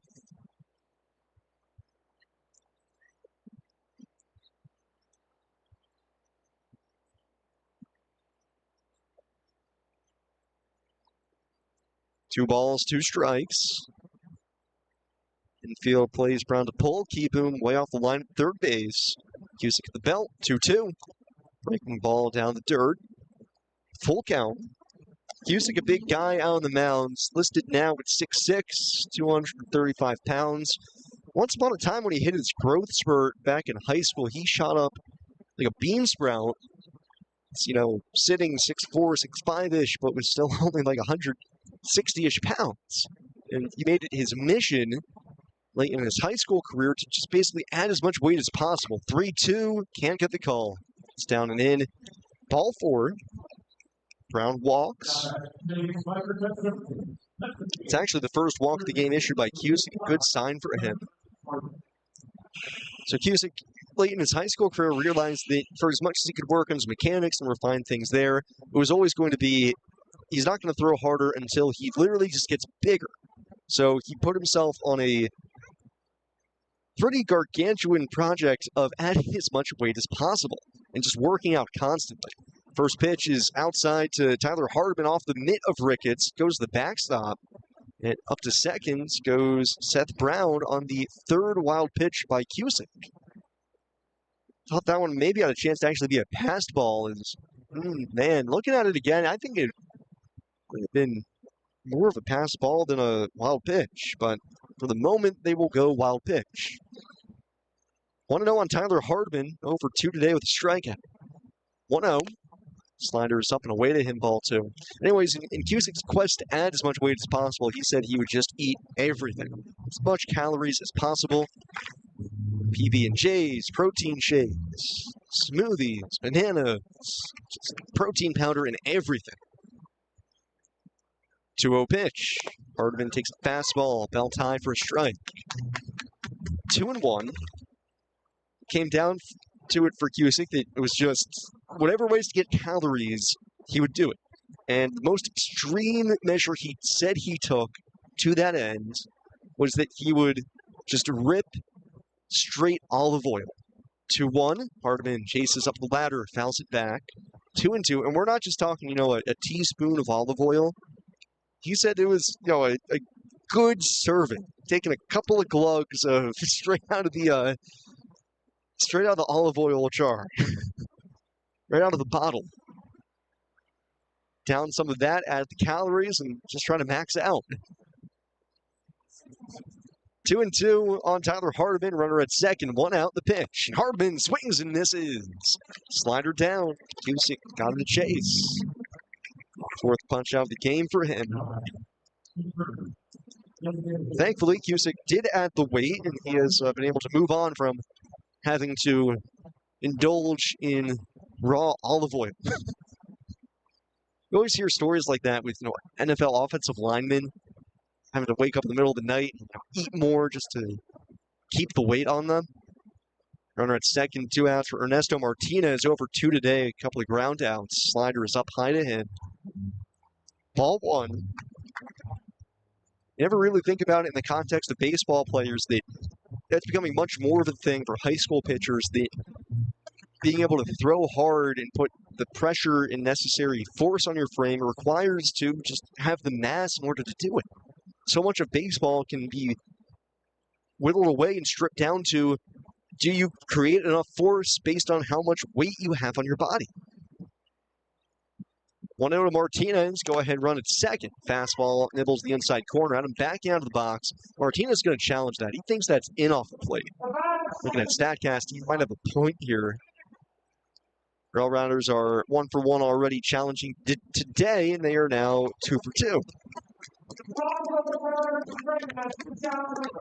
So call on the field overturned here. Goes from 1-1 to 2-0 now on Ernesto Martinez.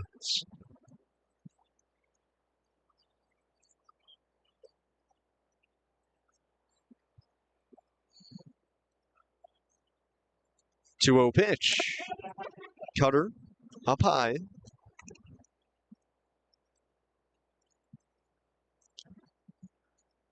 Three on Martinez. Cusick with 1 walk already in the inning. Peyton Henry on deck has reached twice off of him. Scored 2 of the 3 runs tonight for the RailRiders. Cusick will look back at second. 3-0 pitch. Martinez. Big swing. Chops it foul off the RailRiders dugout. 3 balls, 1 strike.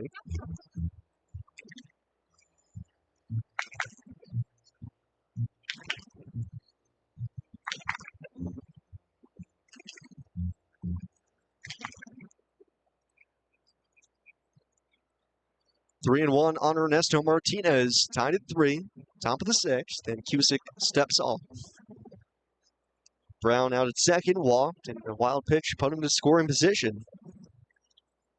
John McMillan throwing out in the IronPigs bullpen. This might be it for Cusick if he can't sit down Martinez. 3 and 1 the count. Cusick kicks and fires. Martinez fouls it back. Down to a knee. Nearly had that slider timed up. Might have actually even been a touch late on it.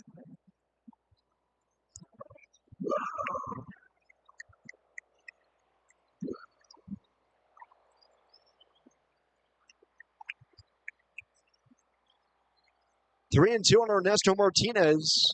Brown being shadowed out at second by Cairo. He backs off of him. Cusick a look and now steps off again.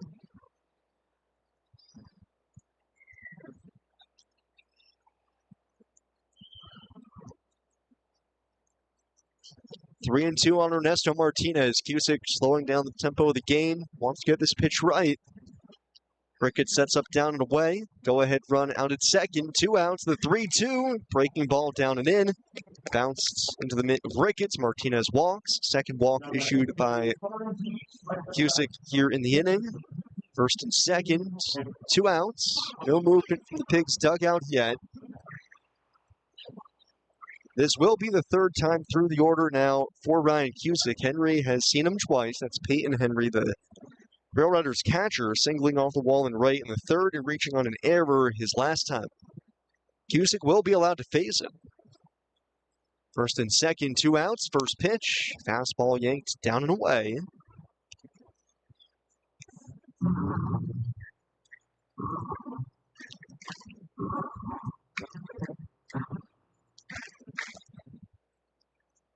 One and 0 on Henry, hitting .247, 4 homers, driven in 12 this season. 1-0 pitch. Henry swings, gets under it, back behind home, going to spiral back over our heads and back and into the parking lot.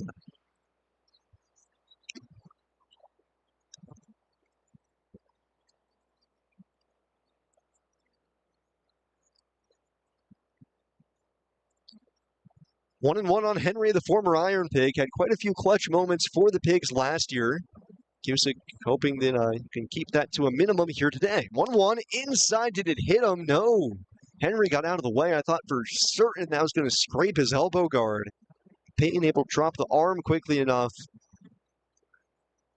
Pirouette out of the way of that. Cusick battling his command here in the sixth. 2 walks. He's falling behind a couple of hitters.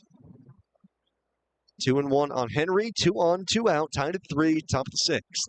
The pitch. Henry breaks his bat on a slow roller right side to his left. Second baseman Piguero gobbles it up, throws to first.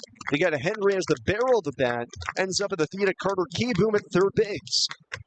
Cusick walks 2 in the sixth with Strands 2 aboard. We go bottom of the sixth, still tied at 3. Here are the Pigs Radio Network, presented by Ashley, the largest furniture store brand in North America. Shop unbeatable deals on the hottest styles during Ashley's Memorial Day sale.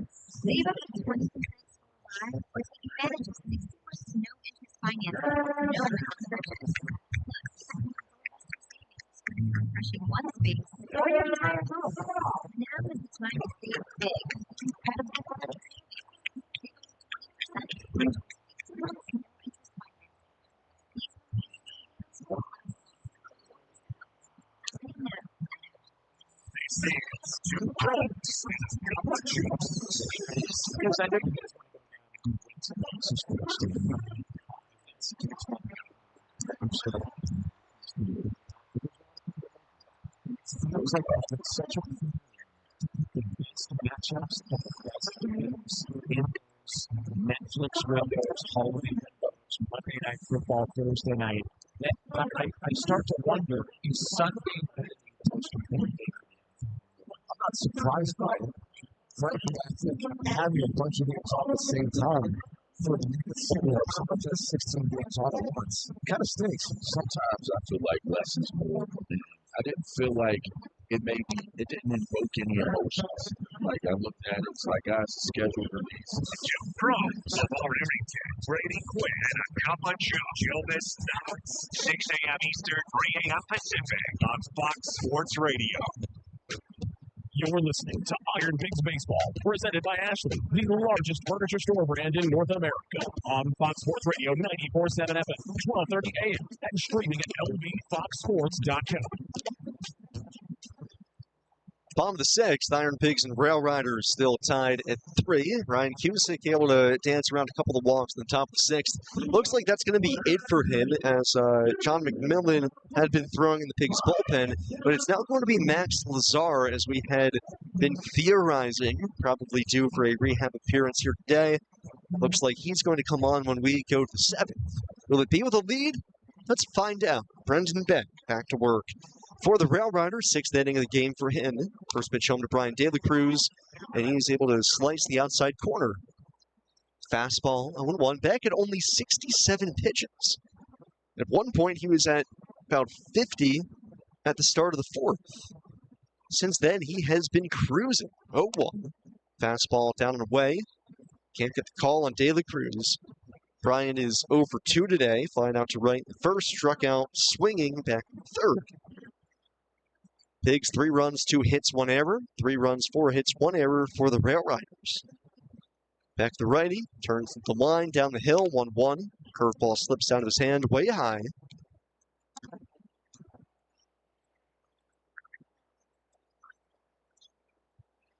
Two and 1 on De La Cruz. Back the pitch. De La Cruz swings, and it's a fly ball down the left field side, not deep. Corona over towards the side wall, makes the catch as he goes feet first into the side barrier. It's about 2 feet of foul territory down the line, and Corona managed to just have enough room to make that catch in foul grounds before basically pulling the emergency chute, going down to the seat of his pants to avoid running into the wall. Nice play by Corona. That's the first out here in the bottom of the 6th. 1 out, nobody on for the over. Piguero swings the pitch and lines it left center field down for a base hit. Up the alley, left fielder Corona cuts it off deep. Piguero around first. He's trying for 2. The throw is in time. Piguero tried to swim around the tag, but Cabrera able to slap it down on his chest. Will be a base hit for the over, and he's thrown out, trying to stretch it into a double. Corona picked that ball up pretty deep in left center. And Piguero just trying to force the issue there. Needed a good throw from Corona, ended up being a good one. And Piguero sliding to second, went in spikes high as he tried to basically, with his legs, swim around the tag. Pitch home to Carter Keyboom is swung on and missed.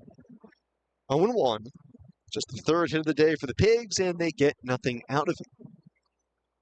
Keyboom 0 for 1 today, a walk and double play. Strike one coming. Heater just below the kneecaps, and the pitcher Beck is going to challenge this.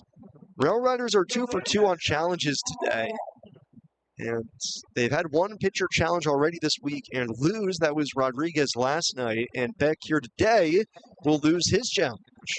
So the call on the field confirms.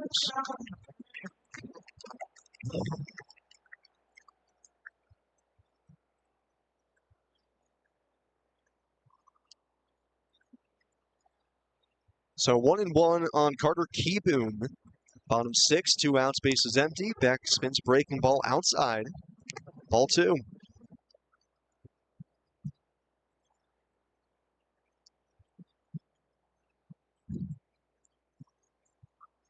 Two-one to Keyboom.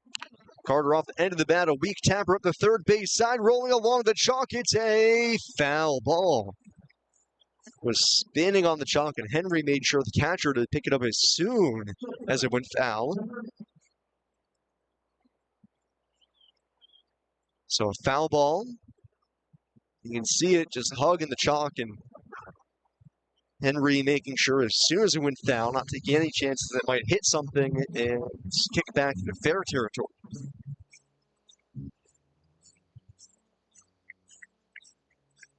Two and two on Carter Keyboom. Tied at 3, bottom of the 6th. Max Lazar ready to go when we go to the 7th. Beck gets his sign, rocks, delivers. Fastball up and in. Keyboom almost hitting the knuckles there.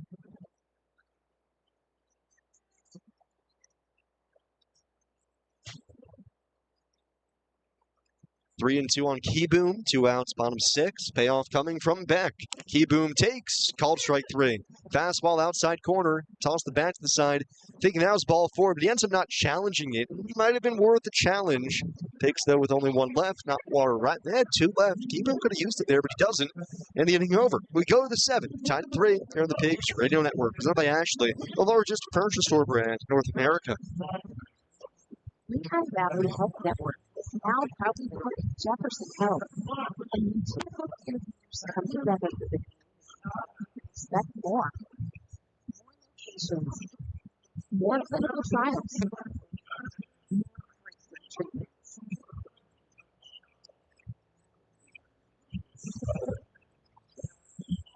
Jefferson Health and Lehigh Valley Health Networks, together for the future of care. When IronPigs fans need to care for their dogs, they know they can turn to the Pack Canine Institute. Their award-winning facility provides the best orderly training and care and grooming for Lehigh Valley. Trust professionals and leader of the Pack Canine Institute. They care for your pet during your day, or even more dog while you're away. The Pack's live webcams. Join the Pack at LOECI.com or call 610-366-8282. Franchises are now available. Hey campers, it's Jan from Toyota. This summer, we're headed to Camp Toyota, and the fun starts now. We're kicking things off by kicking up fun. Jump in, campers. We're going off-roading in a 4Runner. Next, we're heading to the hot springs to grab more. And finally, park your tunnels and focus around the campfire because we're roasting marshmallows. Your summer start here.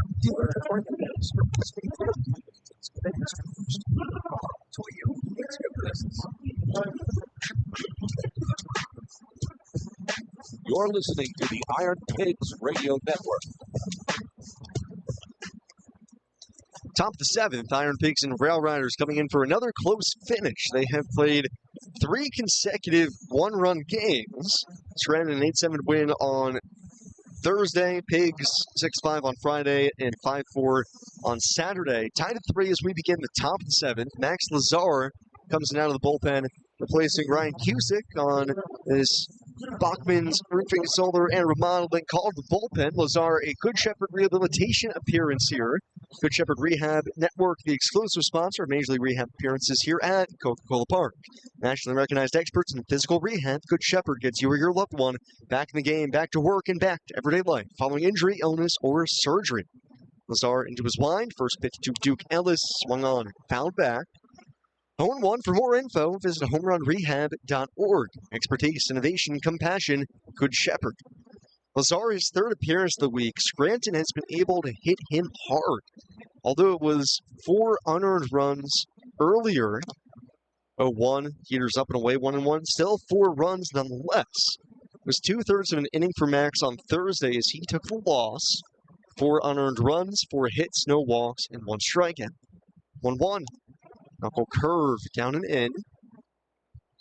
2 balls, 1 strike. Lazar back on Tuesday threw an inning and a third, 3 runs, 2 of them earned on just 1 hit.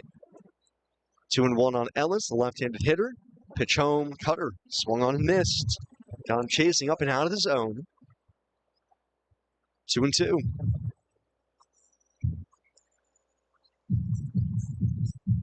Ellis out of the 8-hole, 1 for 2 today with a base hit.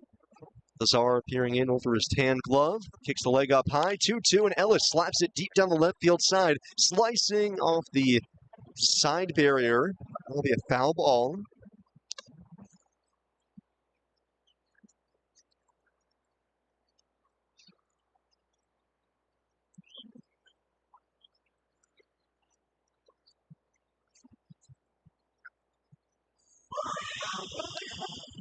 Still 2-2 on Duke Ellis, beginning the top of 7. There's nobody up yet in the RailRiders bullpen, so Brenton Beck might be coming out for the bottom of the 7th. 2-2. Splitter down below the knees. Ellis not tempted by that. Beck at the end of 6 is at just 77 pitches, so honestly, I'd be shocked if he doesn't come out for the 7th. 3-2. Ellis again sliced down the left field line into the FCU picnic patio. Another foul ball. Be the 8th pitch of the at-bat next.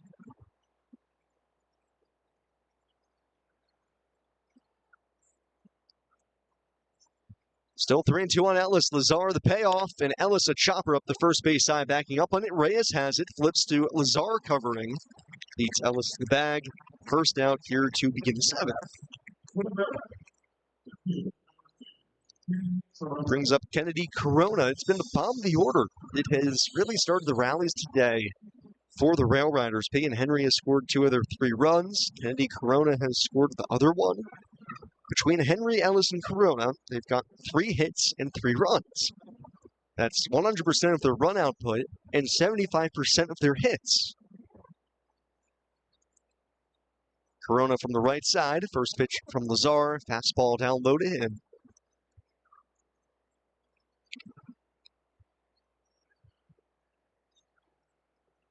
Outfield shades Corona a couple steps the other way.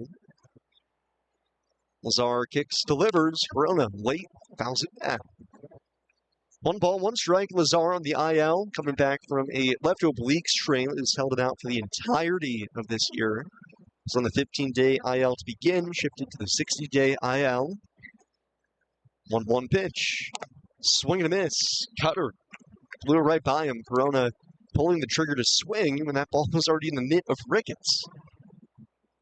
Wasn't even premium velo that time, it was just 88. So 1-2 on Corona. Lazar peeking in over his tan mitt, turns into the blind. 1-2, Corona late, pops it up. Down the right field line, shallow, more racing in. Reyes going out, first baseman in foul ground. In front of the tarp, he makes the catch. Good job by Reyes, ranging back and over to his right. Finds the spot, finds the ball, puts the squeeze on it for the second out of the 7th. Again, like last inning when Reyes able to pick the short hop by Cabrera, good range displayed by Reyes, and I think that's one of the reasons why there is some belief that he could play a competent outfield. Take some time, get to know the nuances, learn it. Tracking a fly ball in the infield, no. How different could it be from tracking a fly ball in the outfield? I feel like Ron Washington's going to poke his head into this broadcast booth. First pitch to George Lombard's down away. Ball one. Probably tell me it's very hard. 1-0 on Lombard. He's driven in all 3 runs for the RailRiders today. 1-0 pitch.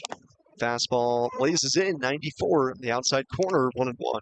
So between Henry through Lombard, 7, 8, 9, and then the top, that's the entirety of the RailRiders offense. They only have two base runners outside of that. 1-1, Lombard swings through the fastball. Lazar went away from him again, and he chased it.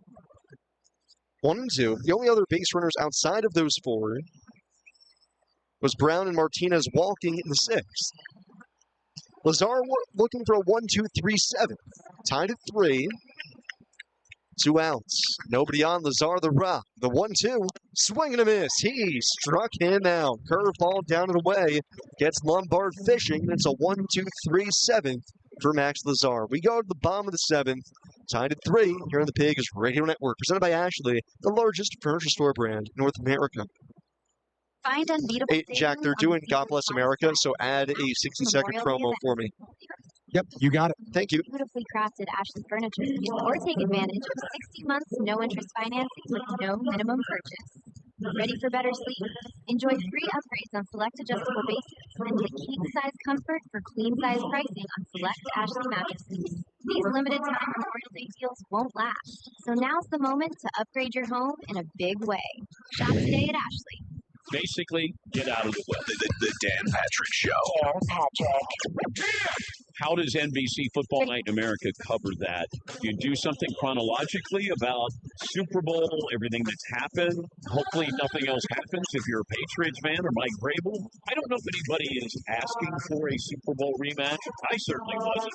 But you always gift the defending Super Bowl champs the home opener starting the season. I probably would have looked at maybe a little better matchup there.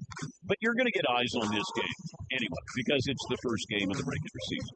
Now you throw in the Mike Vrabel element here. That might be more interesting than the Super Bowl rematch. Because I didn't like the Super Bowl, therefore I'm not that interested in a Super Bowl rematch here. But give Seattle a chance. If they want to raise the banner. The Dan Patrick Show. Dan and the Danettes and you. Weekdays 9 a.m. Eastern, 6 Pacific on Fox Sports Radio. This is The Herd. You got to be consistent. With Colin Cowher. And just because the NFL's well run doesn't mean they got the schedules figured out years ago.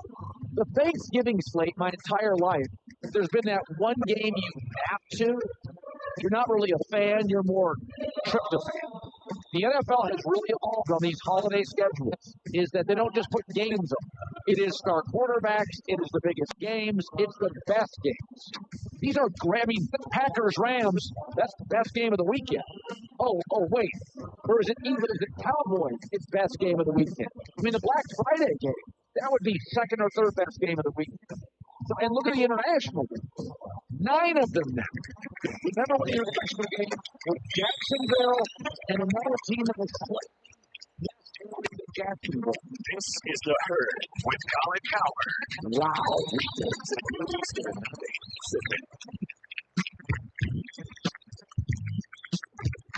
You're listening to the IronPigs Radio Network.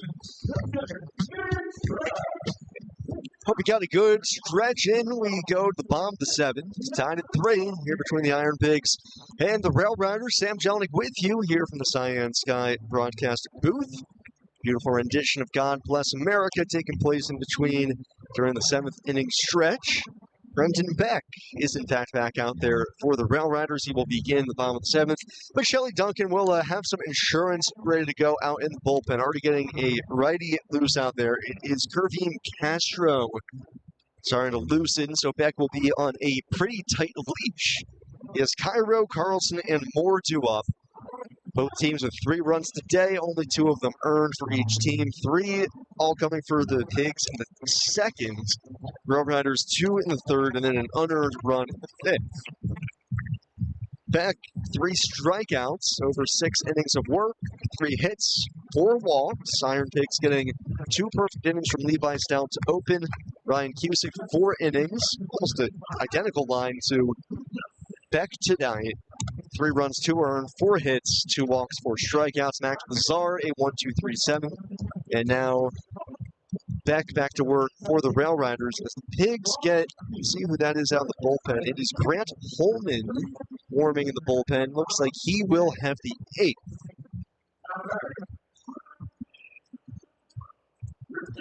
See if the Pigs can give Holman a lead to work with when we get there. As Christian Cairo leads things off here in the 7th. Cairo 2 for 2 today.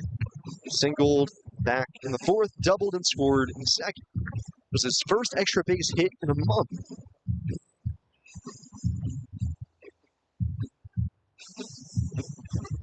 Cairo into the box, back already straddling the rubber on the mound. Righty glove in front of his face, right red, drops it now into the wind. First pitch. Fastball feathers the outside corner. 0-1. Back a second-round pick of the Yankees out of Stanford back in 2021, which makes me think that red Raleigh slub he has is from his days as a Stanford Cardinal. Pitches outside 1-1. But if that's the case, he's been using that glove for a while. Probably offered the chance to get a glove that would match him better with the rest of the Yankees. 1-1 pitch. Cairo lays off a fastball just in off the plate. Catcher Henry's going to challenge this. RailRiders only have 1 challenge left, so if they lose this one, they got none left. See what the call is here. And upon review, call in the field is overturned. Barely. Just at the bottom of the zone. 1-2 on Cairo. Saw with Christian earlier today about his family's connections with the Yankees. His dad, Miguel, of course, having played for the Yankees in the 2004 season. And, there's a lot of kids actually running around the IronPigs clubhouse here this week. Sean Rodriguez, one of the Rovers, is in town. His son is here. On top of that, Adam Lind has his children in town. Pitches down away, 2-2. There's been a lot of kids running around. It reminded me of Christian being a young kid running around when his dad was a big leaguer. Christian said, he had a lot of great teams. He played with some great managers that did allow the children to be a part of things. 2-2 pitch. Slider down and away. Cairo spits on it, 3-2. One of those being the Yankees. Predominantly being Don Mattingly, Rob Thompson, and Kevin Lowe, who all coached Christian's father, Miguel. And now, obviously, have all coached Christian. 3-2. Cairo lines it out of play on the right field side. Full count. Cairo said that those times that he got to spend in the clubhouse were some of his favorite moments. He said one of the best was when Miguel was at the Reds. Christian was a little bit older by that point, about 10, 11 years old. And the manager of that team was Dusty Baker. 3-2. Cairo with a bouncer out to short. To his left, George Lombard able to glove, set his feet, throw to first. Plenty of time to get Cairo 1 out. And Christian said he spent a lot of time with Dusty's son, Darren Baker, who we have seen a lot over the years with Rochester. All those sons of big leaguers kind of know each other through that same realm. Beck gets Cairo to ground out to another son of a former big leaguer, George Lombard, short, go figure. And that's going to be all for Beck as Shelly Duncan goes down to the mound and take the baseball from Beck and bring in Kervin Castro here to finish out the 7th. So Beck goes 6 in the 3rd, leaves in a tie game. We've got a pitching change. All square at 3, back in 60 seconds here on the Pigs Radio Network, presented by Ashley, the largest furniture store brand in North America. This is 2 Pros and a Cup of Joe. Because I know you guys want to go down and do wins and losses for each team. If that's the case, let me know. I refuse to be part of that. But there's a lot of people that do that. And it feels like there's been such a premium to put the best matchups and the best games in those Netflix windows, holiday windows, Monday Night Football, Thursday night, that I start to wonder, is Sunday really the most important day for the NFL? I'm not surprised by it. And frankly, I think having a bunch of games on at the same time for a league that's, sometimes has 16 games on at once kind of stinks. Sometimes I feel like less is more. I didn't feel like it didn't invoke any emotions. Like I looked at it, it's like, guys, the schedule release. 2 Pros, Lamar Arrington, Brady Quinn, and a Cup of Jonas Knox. 6 a.m. Eastern, 3 a.m. Pacific on Fox Sports Radio. You're listening to the IronPigs Radio Network. Pitching change here for the RailRiders as Kervin Castro takes over for Brenton Beck on this Lehigh Valley Chimney Specialist pitching change. Lehigh Valley Chimney Specialists keeping the Valley safe, one chimney at a time. Brenton Beck, 6 1/3 innings today for the RailRiders, will not be a factor in the decision tonight. 6 1/3 innings, 3 runs, 2 earned, 3 hits, 4 walks, and 3 strikeouts. Kervin Castro takes over for him, his second appearance of the week, 2-0 with a 2.29 ERA, 19 2/3 innings, 17 strikeouts, 4 walks. He got the win back on Thursday night. Dylan Carlson will hit against him. Switch hitter batting left. 1 out, nobody on in a tie game, and Carlson tries to bunt the first pitch. It's up and in on him. He's unable to get the bat out of the way as he fouls it off.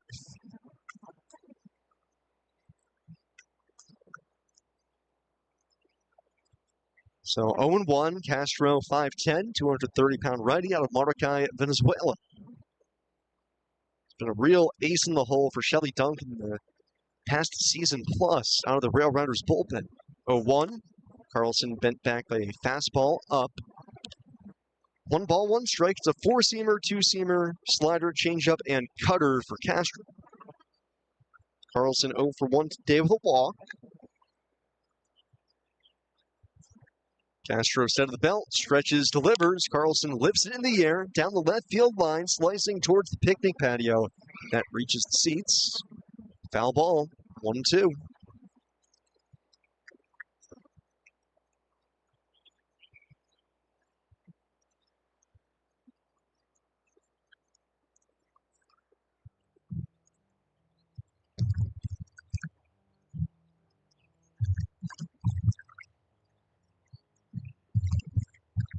One and 2 on Dylan Carlson. Takes his time out before next pitch.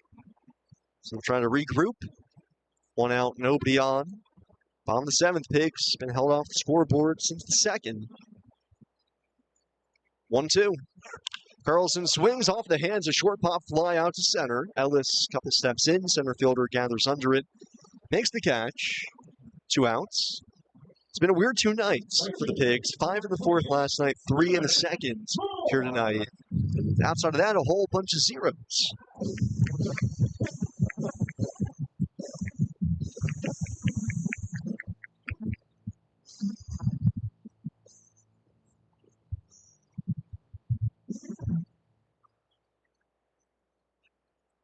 Two outs, nobody on for Dylan Moore. Castro fires up high with the fastball.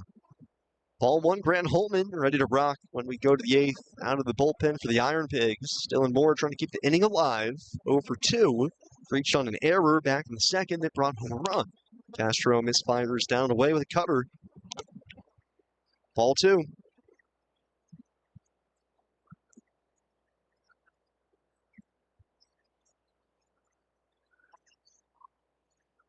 Two 2-0 on Dylan Moore. Castro to the plate. Moore pops it up. Foul or fair territory, right side. Just on the cut of the outfield grass. It's dropped by Cabrera. Second baseman called for it. Was heading towards the dugout and hit off the palm of his glove. E4 on Cabrera. Oh, brutal. Was under it. Just dropped it. Didn't have his feet set underneath of him, and it kind of short-armed on him. He wasn't in a perfect position to put his glove fully underneath of it, so he had to gator arm it a little bit and just hit off the palm. Pigs are handed a gift. Can they take advantage? Caleb Ricketts, the batter. Runner at first, 2 outs. First pitch from Castro is up and away. There's a little bit of discussion between Brown and Cabrera when that pop-up was hit, who would handle it. It was pretty clear Cabrera quickly got Brown out of the way. He's tracking it the entire time. 1-0 to Ricketts. Moore is running. Pitch is high. Throw down to second is in time. And the error ultimately a moot point. Moore caught stealing. Henry hoses him and the inning over. We go to the 8th. Tied at 3 here on the Pigs Radio Network. Presented by Ashley, the largest furniture store brand in North America.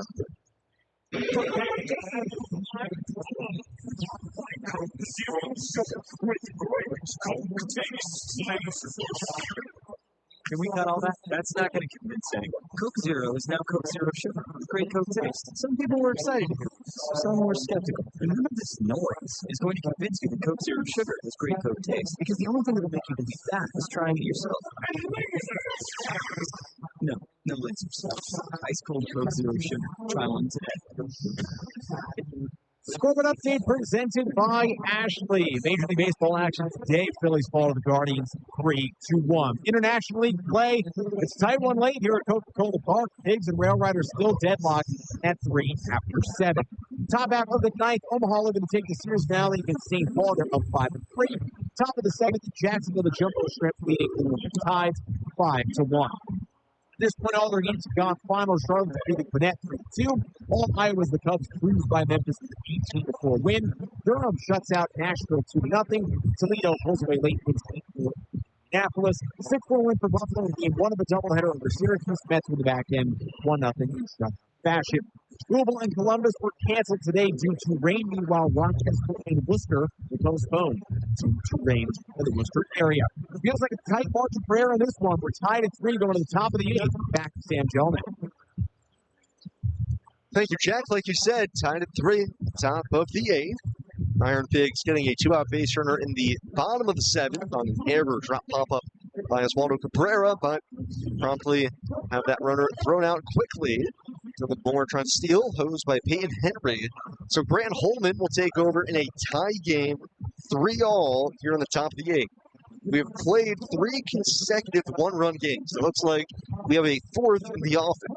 2, 3, and 4 due up for the RailRiders, with Holman replacing Max Lazar, throwing a perfect 7th with a strikeout. Best outing of the week for him on rehab.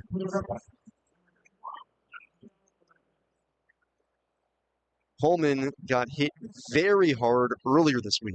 Ballooned his ERA to 8.44 on the season. Faces Yanquiel Fernandez, who homered off of him, and the pitch slider down and in. Gets him to whiff on it. 0-1. Holman back on Tuesday. Or back on Thursday. Wednesday? Well, it was Tuesday originally, and then he threw on Thursday again. Days of the week blurring together. Pitch to Fernandez's slider down low, 1-1. On Tuesday, Holman gave up 4 runs on 5 hits, 2 homers. Fernandez hitting one of them. Oswaldo Cabrera hitting the other one. Came back and gave up 1 run on another solo homer, again to Fernandez on Thursday. Proved to be the game winner. 1-1 Yanquiel Fernandez, 0-3 today. Swings the 1-1 out in front, fouls it off.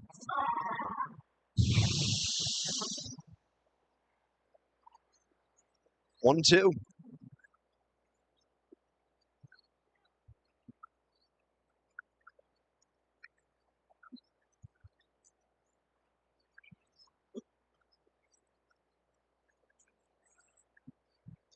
One and 2 on Yanquiel Fernandez. Here it comes. Splitter down the dirt.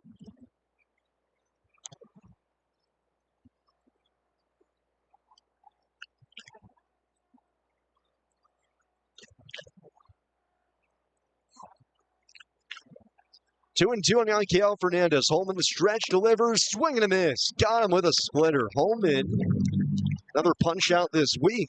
That is now his 7th against the RailRiders.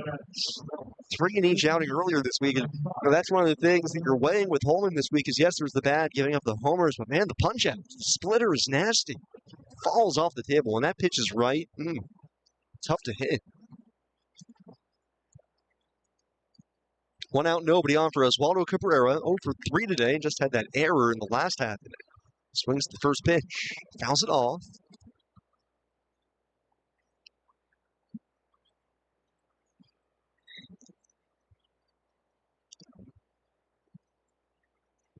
Oh, and 1 on Cabrera.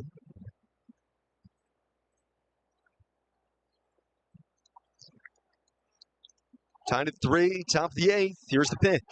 Cabrera swings, line drive into right. Holby played on a hop by Moore. Cabrera with a base hit. Potential go-ahead run aboard for the RailRiders. Not a bad pitch by Holman. Splitter down and in, but to a lefty. Sometimes you just drop the bat head, get it out in front, and yank it into right. That's what Cabrera did there. And now the way that Scranton has run this week, got to be careful. Cabrera 3 for 3 stealing bags this season. First pitch home to Seth Brown. It's a breaking ball in for strike.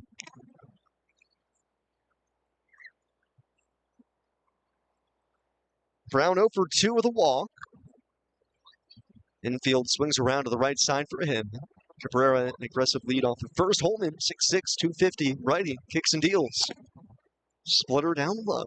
Now, Brown and Holman, both originally part of the athletics organization. Brown was a little bit longer time back, 19th round pick in 2015. Holman, a 6th round pick 6 years later in 2021. 1-1. Fastball sails up and away. Ball 2. Find themselves playing now on the opposite coast.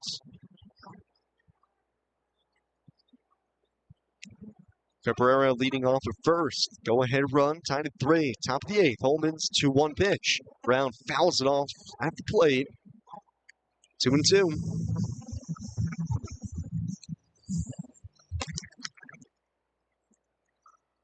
Flag lays still out in center. Wind's not going to help anybody tonight. So no homers here tonight. Nobody hit any homers last night. Throw over to first. Cabrera gets back. Scranton, a team that very much relies on the long ball. Pigs pitching able to keep the ball in the yard and thus pretty well limit Scranton the past couple of nights. 2-2 on Seth Brown. Cabrera extends the lead at first. Holman ready the belts. 2-2. Check swing. Splitter down. Full count.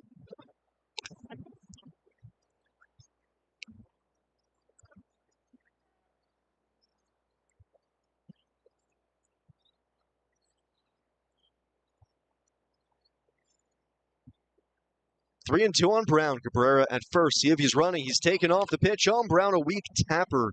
Chopped back behind home plate. Roll to the backstop. Foul ball. Cabrera back to first.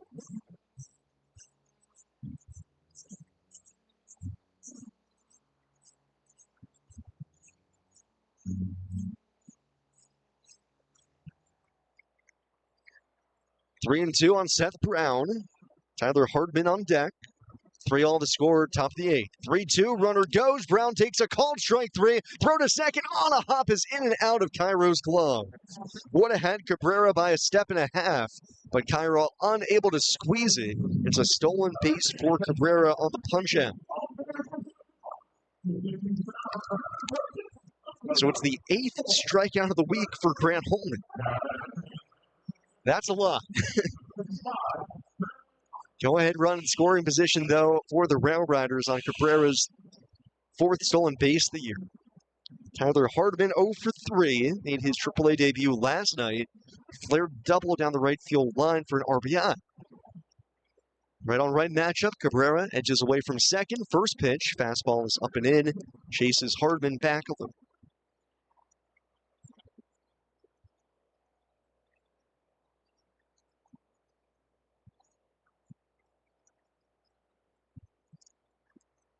One and 0 on Hardman. Holman kicks, delivers, swing and a miss. Slider, tight one, just off the outside corner. Gets him to chase.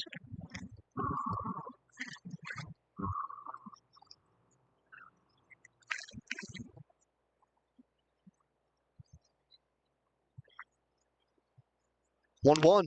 Hardman, bouncer up the third base side off the Pigs dugout. 1-2. Holman put himself in position to get out of this. Claimed off waivers by the Phillies earlier this month. Phillies have been very active, recharging their bullpen depth on the 40-man roster after losing a couple of guys. Lou Trevino going out, then coming back from the Orioles. Trevor Richards getting dealt. Kyle Backus, an injured list. Actually got a Backus update today that he threw a very light bullpen. 1-2.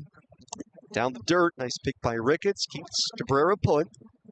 Backus evidently threw about 20 pitches, very light, off mound. Does not seem like a return is imminent, would probably require a minor league rehab.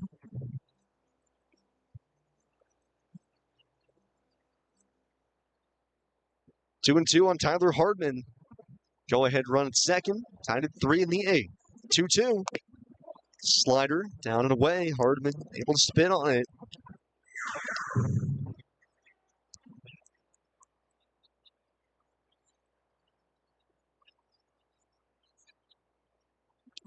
Three and two on Tyler Hardman. Martinez on deck. The 3-2 down the dirt. Hardman lays off. Spits on the splitter. 2 on, 2 outs for Ernesto Martinez. And Pigs acting pitching coach David Howell will go out to the mound. Mentioned last night, Howell went out for the visit instead of Phil Condari, and we finally were able to place where in the world is Phil Condari. And it turns out he got the call up to the majors. Phillies pitching bullpen coach Cesar Ramos had to be back home for a family function, so they brought Phil up here from AAA to serve as the bullpen coach for the Phillies this past weekend. So our congrats to Phil and his family on him getting to the big leagues, getting that experience. I believe it's the first time he's been in the big leagues, but don't quote me on that. But everybody loves Phil. Does a great job here, and nobody has earned it, deserved it more than him. On top of the fact that he literally told nobody. We were just looking around prior to the game yesterday, like, where's Phil? Oh yeah, no, he's actually down in Philly. It's just the kind of guy he is, very passionate. 2 on, 2 out after the mound visit. Ernesto Martinez Jr. hits 0 for 2 with a walk. RailRiders 3, IronPigs 3 in the 8th. First pitch. Cabrera way out on the front foot. Swings and misses. 0-1. Splitter down, and I got to think that Holman's just going to go back to that again and again until Martinez can actually prove that he won't chase that. Holman set. Fires. Swing and a miss. You're not going to believe this. It's another breaking ball down. 0-2. Surely he won't do it a third time. 3 runs, 5 hits for the RailRiders. 3 runs, 3 hits for the IronPigs. Pigs with 3 in the second. RailRiders 2 in the third. 1 in the fifth. Tied it. Holman trying to hold things level in the 8th. First and second, 2 outs. Crowd trying to make some noise. The 0-2. Swing and a miss. He struck him out. Splitter down. 3 in the dirt. 3 times Martinez chases. And the inning over. Holman, 3 more punch-outs. Sends this game bottom 8. Still tied at 8. Here on the Pigs Radio Network, presented by Ashley, the largest furniture store brand in North America. From the Wilkes-Barre Easton Honda Studios, this is Fox Sports Radio. Clinton Acura and Wilkes-Barre Easton Honda, 2 trusted names, 1 goal, 5-star customer service. Shop unbeatable deals on the hottest styles during Ashley's Memorial Day sale. Save up to 20% store-wide or take advantage of 60 months no-interest financing with no minimum purchase. Plus, explore doorbuster savings, whether you're refreshing one space or your entire home. Now is the time to save big with these incredible holiday savings. Save up to 20% or enjoy 60 months no-interest financing. These Memorial Day deals won't last long. Don't miss out. Happening now at Ashley. Jim Rome takes on sports. Listen, it is not too late to stop this. Do not do this. Leave it alone. Don't touch it. It's damn near perfect. It's beautiful as it is. Stop trying to fix what ain't broke. Stop telling me that the tournament isn't the tournament unless the 15th place team in the SEC gets in. Stop joking with the best event in all of sports. You pigs. The Jim Rome Show podcast. What's your beef? Follow and listen on your favorite platform. We're celebrating 25 years of covering Lehigh Valley sports. Moments like state championships for Parkland and Bethlehem Catholic in boys volleyball. Covering the biggest moments of Lehigh Valley sports for 25 years. This is Fox Sports Radio, 94.7 FM and 12:30 AM in Easton. You're listening to IronPigs Baseball, presented by Ashley, the largest furniture store brand in North America. On Fox Sports Radio, 94.7 FM, 12:30 AM, and streaming at lvfoxsports.com. Bottom of the 8th, IronPigs and RailRiders deadlocked at 3 apiece. Caleb Ricketts leading off for the Pigs in the 8th against Curvy and Castro. Castro got the final 2 outs of the 7th, fly out and caught stealing. First pitch on the way to Ricketts. Caleb swings, gets under it, pops it out of play, left field side. 0-1, both teams with arms getting loose in the bullpen. It's Michael Mercado for the Pigs and Bradley Hanner for Scranton Wilkes-Barre. Looks like we've got another one-run game coming here. Somebody will win this in their final at-bat. 0-1. Ricketts chasing up and away, fouls it back. 0-2. Ricketts, RBI single back on Wednesday. That's his only hit of the week. Now 1 for 10 in the series, is now 2 for his last 24. Hot start to the year for Ricketts, but his average now dipping below 190. OPS sitting at 555. Down the count 0-2. Castro delivers. Ricketts climbs the ladder, fouls it back.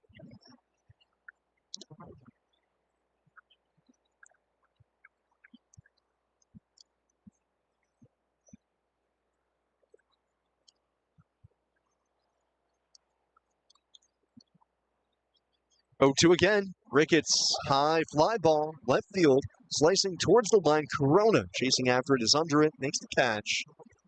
First out of the 8th. With the caught stealing it last inning, since the end of the second, RailRiders pitching has faced the minimum, despite allowing 3 base runners. They've gotten 2 double plays, or I say that actually 4 base runners. We've gotten 2 double plays, a caught stealing. Pitch home to Stuart Baroa. He swings, line drive, right field. That's down for a base hit in front of Fernandez. Baroa, his first hit of the day. Go ahead, run aboard for the Pigs here in the bottom of the 8th. This is the 4th hit of the day for the IronPigs. 3 of the 4 hit singles. Baroa 1 for 4 with an RBI back to the second on the ground down. But prior to the Baroa single, Pigs have gotten 4 base runners since the end of the second. 2 were wiped off on double plays. 1 was wiped off on a caught stealing to end last inning. And then Leover Piguero was thrown out trying to stretch a single into a double. Castro set of the belt. Baroa bluffs from first. First pitch to Reyes is up and away. Henry a snap throw to first. And Baroa gets back. Baroa and Henry once upon a time teammates with the Buffalo Bisons. Henry has thrown out a pair of base runners this week, including one tonight. Reyes awaits the 1-0. Pitch from Castro is up and in. Felix 0 for 2 tonight with a walk. Flied out twice. Outfield is deep all the way around for the RailRiders, almost at no doubles. Castro calls time and will tie his shoe out on the mound. Baroa leading from first. Stewart 9 for 12, stealing bases with the IronPigs. Tied at 3, bottom 8. 2-0 on Felix Reyes. Castro at the belt, the pitch. Felix, humongous hack, fouls it into the mid of Henry. 2-1. Fastball half-inch off the outside corner.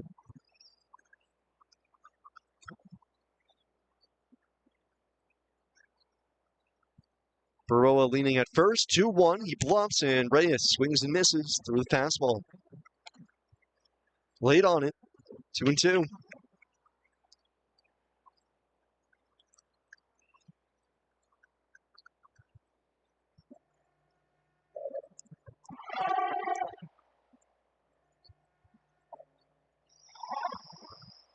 Two and 2 on Felix Reyes.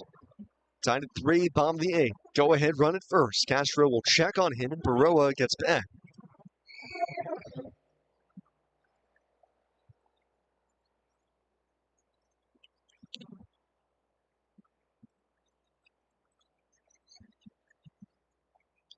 Two and 2 on Reyes. Another throw over. Baroa just gets back. Oh, that was close. Stewart getting very aggressive, and Brown, the lefty, a very quick tag. Still 2 and 2 on Reyes. Baroa's running the 2-2. Reyes, a line drive. Right center field. It's up the alley. It's down for a hit. It goes to the wall. Baroa flying around third. He'll score without a play. And who else? Felix Reyes, an RBI double. Gives the Pigs a 4-3 lead in the bottom of the 8th. The game will find you, and it has found Felix Reyes well. 4-3 Pigs on his RBI double. Have a week, Felix.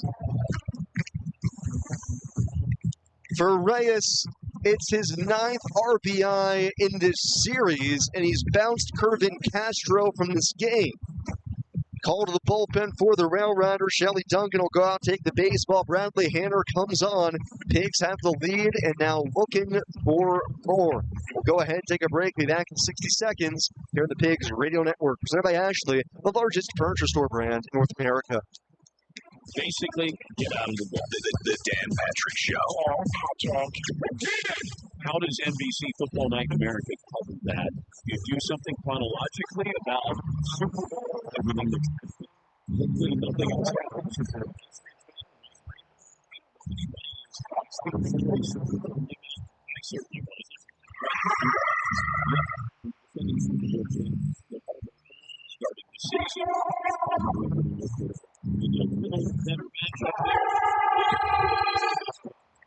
Because it's the first game of the regular season. That might be more interesting than the Super Bowl. Let's see how it chance. Raise the banner. The Dan Patrick Show. Weekdays, 9 a.m. Eastern, 6 Pacific on Fox Sports Radio. You're listening to the IronPigs Radio Network. Still at the bottom of the 8th, IronPigs a 4-3 lead over the RailRiders. Felix Reyes coming through in the clutch again. A go-ahead RBI double. Guerrero running on the pitch, scores easily. And Reyes bounces Kervin Castro out of this game. Ball was hit to nearly the same spot that Reyes flied out to back on Thursday night in a bases-loaded chance against Castro, with the Pigs vying to rally all the way back on Thursday night. This time, though, a clean line drive splits the alley in two. Nothing but green grass for Felix, another RBI. And Bradley Hanner comes into this game to replace Kervin Castro. Castro done after an inning. 2 hits, no walks, no strikeouts on the hook for the loss. Brian De La Cruz will face Hanner here. Hanner picked up the save on Thursday. Retired the side in order. 17th appearance, 2-0 with a 1.66 ERA. 21 and 2/3 innings, 32 strikeouts against 8 walks. Right on right matchup. Hanner, high leg kick to pitch home. Fastball, it's a called strike right at the top of the zone.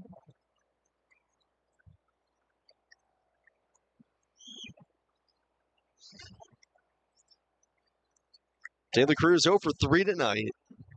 3 straight homers earlier this week. 0-1. De La Cruz, a high, towering fly ball right field.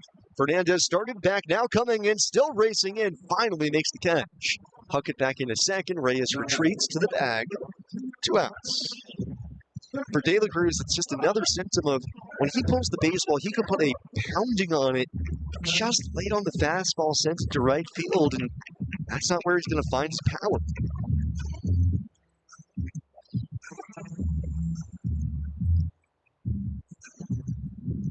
Two outs and a crucial insurance run out at second for the IronPigs. The over Piguero will bat with Reyes at second, 1 for 2. Hanner, the righty, stretches and fires and has Piguero dancing out of the box with a slider that was there on the outer half.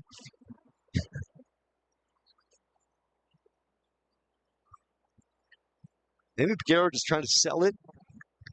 Really act like he got fooled badly by that. Strike 1 pitch. Slider again.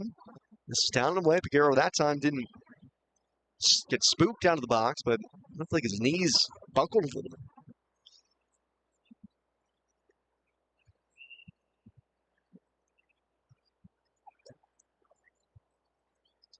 One and one on the over. Piguero, Reyes dancing from second. Hanner gives him a look back. 1-1. Fastball up high.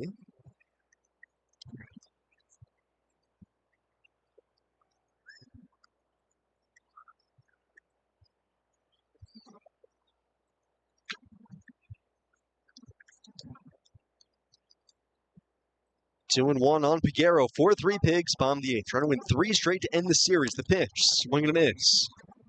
Sweeper off the plate. Caught him chasing. 2-2. Michael Mercado still throwing out in the Pigs bullpen. He will be the one to try to close this out in the 9th.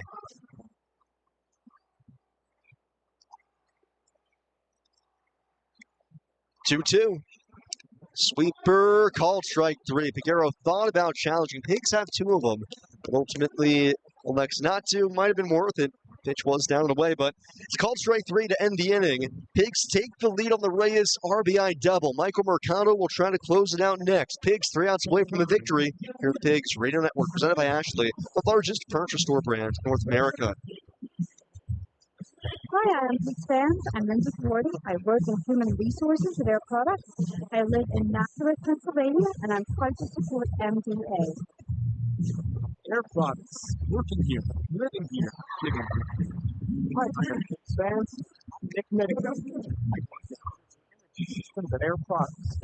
I live in Zionsville, and I'm proud to support Unit Price. Air Products, working here, living here, giving here. Chick-fil-A White is a proud of the Lehigh Valley IronPigs. Chick-fil-A, Chick-fil-A One app for smart sports. Every qualifying purchase and save time on ordering ahead for pickup, drive-thru, and delivery. You can even place catering orders for your party events through the app. Available now in the app and play Chick-fil-A White. It's always our pleasure to serve you. Not everyone goes. The utility only delivers your electricity and natural gas. IGS Energy gives you the power to choose not only your rate, but also your source. Because while energy runs your gadgets, appliances, heat and air, straightforward fixed-rate plans for IGS Energy can also fuel your peace of mind. It's why we're trusted by millions of households across the USA, and the official energy provider of your Lehigh Valley IronPigs. Explore your energy choices at IGS.com.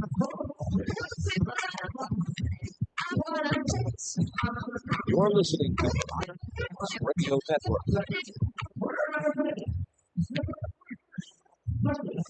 Top of the 9th, IronPigs a 1-run lead thanks to a Felix Reyes RBI double.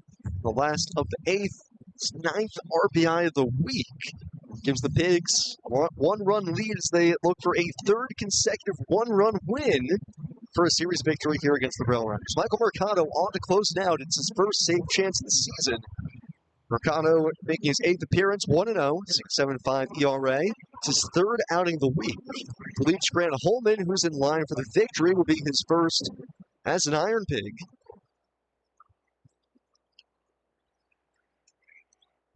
Mercado, 3rd outing this week against the RailRiders. Faces Peyton Henry to lead things off. First pitch cutter is up and into him. 1 ball, no strike. So far this week, Mercado an inning and 2/3 against Scranton. Giving up 1 run on 2 hits, 1 strikeout, 1 homer. 1-0 coming. Henry swings, hot shot up the middle, but behind second. Piguero there to glove in shallow center. Takes his time, throws to first, and gets Henry. Perfect positioning for the IronPigs. Piguero right there to glove it after that baseball whizzed by the head of Mercado on the mound. One away to begin the 9th. Duke Ellis up next. Bottom of the order today for the RailRiders has 3 of their 5 hits and has scored all of their runs. First pitch to Ellis, swing and a miss. Cutter down and in, got him to chase. 0-1. Pigs getting Daniel Harper loose out in the bullpen, I think, just in case. Ellis calls time and steps out. Ellis a base hit back in the 5th. 0-1. Curveball off the plate. 1-1. Pigs have both of their challenges left. RailRiders have 1. Mercado trying to convert his first save since July 10th, 2025 in Syracuse. 1-1. Called strike, fastball 95 inside corner. Mercado beginning the year on the IL with a right shoulder impingement. Joined the Pigs about 2 weeks back. Trying to get into a groove here. 1-2 on Ellis. The pitch home. Swing and a miss. He struck him out. Cutter down and in. Ellis caught flailing. 2 away in the 9th. And the last hope for the RailRiders is Kennedy Corona.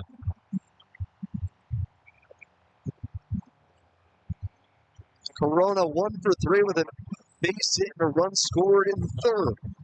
Mercado has been dynamite out of the bullpen through 2 batters. 2 up, 2 down, 4-3 Pigs top of the 9th. Out away from a series victory. The pitch. Swing and a miss. Cutter down and away. He chased it. Right now the winner is Grant Holman. The loser, Kervin Castro. Mercado. And out away, 2 strikes away from his first save of the year. Winds and fires the 0-1. Corona, a line drive into left. That's a base hit. Keyboom guarding the line, nowhere close to it. Corona makes a hard turnaround first. We'll stop there as Carlson gets it in quickly. And the RailRiders with life. Down to their final out. Now have the tying run aboard at first. And the go-ahead run of the plate, it's George Lombard. Lombard has found himself in the middle of everything this week for Scranton. Unable to handle a base hit by Christian Cairo, the walk-off win for the Pigs on Friday nights. Struck out swinging to end the game last night. Here he is again. Similar spot. Tying run at first. The pitch home. Fastball inside. It's off Ricketts' mitt. Karams to his left. And Corona will take second. Looks like that might be a pass ball. Whether it's a pass ball or a wild pitch, Corona, the tying run, is now at second, and it is a pass ball. Just fastball in and out of Caleb's mitt. Now the tension really ratchets up. Lombard has driven in all 3 runs tonight for the RailRiders. 2-run single in the third, sac fly in the fifth. Whiffs on the 1-0. Cutter darting away from him at an even 90. 1-1. Mercado will use the 4-seamer, Cutter, curveball, and a splitter. Tall righty, 6'6". Faces Lombard on the right side of the plate. Tying run at second. 2 outs in the 9th. The 1-1, check swing. Appeal to first. He did not go.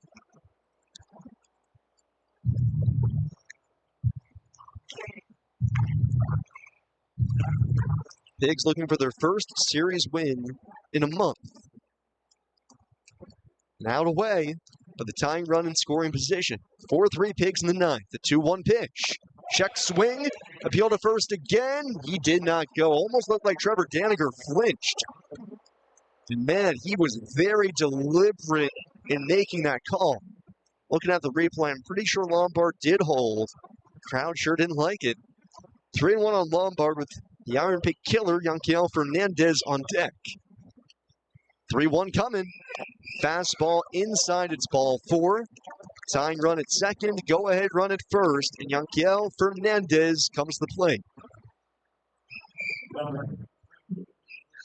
Well, just when Mercado was cruising along here, we get a dose of drama. Catcher Caleb Ricketts is going to go out to the mound. Christian Cairo coming as well here. Fernandez 0 for 4 tonight. Really the first time this week he's been held in check. He has homered 4 times, including twice back on Tuesday. Drove in 6 runs that day.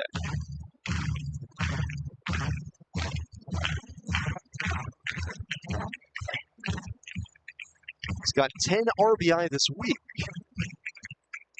But 2 groundouts, 2 strikeouts tonight. Tying run at second, go-ahead run at first. 4-3, IronPigs lead top of the 9th. 2 outs. Fernandez from the left side, Mercado delivers. Cutter can't get the call. It's a little bit low. With 2 challenges left, I'm surprised Caleb Ricketts didn't use one, but he's smarter than me. That pitch was clearly low.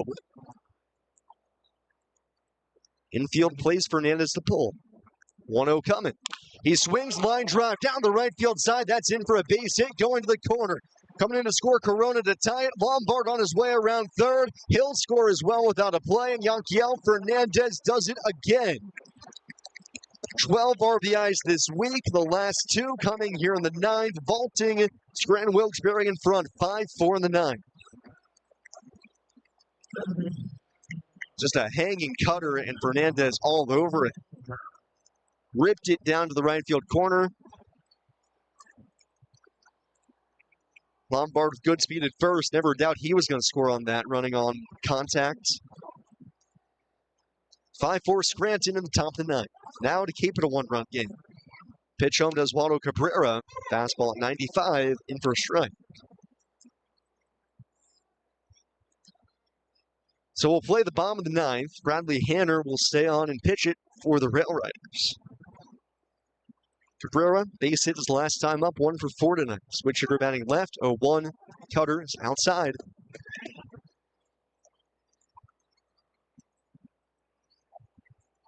Really, it all comes back to the Lombard at that. Whether or not you'd rather have Lombard beat you or face Fernandez.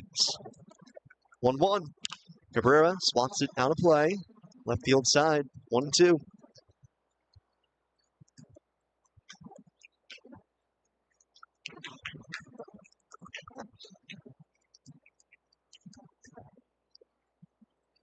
Just the third blown save of the year for the IronPigs, and the first one that has occurred in the ninth. 1-2. Swing and a miss. Breaking ball down and away. Gets Cabrera chasing to end the inning. Scranton Fernandez out second, but Scranton takes the lead. 2-run double. Count Fernandez. We go bottom 9. Pigs need a run to tie it, 2 to win it. 5-4 RailRiders here on the Pigs Radio Network, presented by Ashley, the largest furniture store brand in North America. Hey, this is Jonathan Nightingale favorite. Memorial Day means massive changes on everything. Shop Ashley. Are massive on the hottest styles during Ashley's Memorial Sale, with hot buys starting at just $2.99.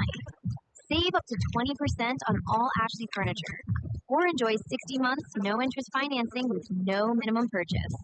These Memorial Day deals won't last. Shop today at Ashley. This is the herd. You got to be consistent. With Colin Cowherd. And just because the NFL is well run doesn't mean they got the schedule figured out years ago. The Thanksgiving slate my entire life, there's been that one game you napped.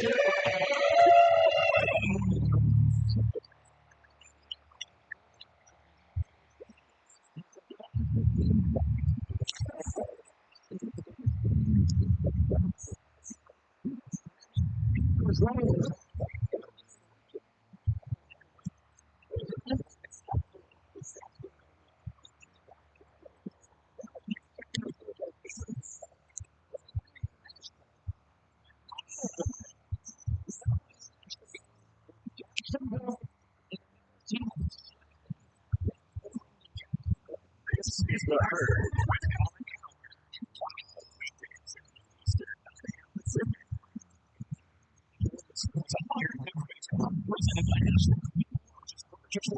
North America on Fox Sports Radio 94.7 FM, 12:30 a.m. and streaming at WBFoxSports.com. Bottom of the ninth, IronPigs trailed the RailRiders 5 for 4. 2 out, 2-run double by Yanquiel Fernandez at the top of the ninth. Stealing this game. The jaws of defeat for the RailRiders. Pigs tried to do the same in the bottom half against Bradley Hanner. Now in line for the victory. Got the save on Thursday. Set down the side in order. So Pigs do not have a base runner against him yet. Retired the only 2 he faced in the 8th. Carter Keyboom leads it off. Hanner the stretch, first pitch. Fastball inside, Keyboom. The back knee darting out of the way. 1 ball, no strikes. Keyboom 0 for 2, walked and scored in the second. 5-4 RailRiders, bottom of the ninth. 1-0 pitch. Fastball in, almost hit Keyboom on the hands. Ball 2. What a juxtaposition this game is. Reyes, the RBI double for the Pigs in the 8th. Fernandez answering with a 2-run double in the 9th. Game finds the stars, finds the best players, puts them in the spot. 2-0 pitch. Fastball upstairs, and maybe some motion for the Pigs here to be in the bottom half. Pigs with a walk-off win on Friday nights. Each of the prior 3 games have all been decided by a run. Tonight probably won't be different. Bottom 9th, RailRiders by a run. 3-0, it's a called strike. Looked like it might have been high. Keyboom, no challenge. Was there at the letters. Christian Cairo on deck. 3-1 on Keyboom. Hanner ready. His pitch. Keyboom swings. Hard ground ball to short. Staying down on it. Lombard has it. Sets the feet. Good throw to first. Gets Keyboom. 1 out to begin the 9th. Got a middle fastball. Keyboom just turns it over. Good sinker.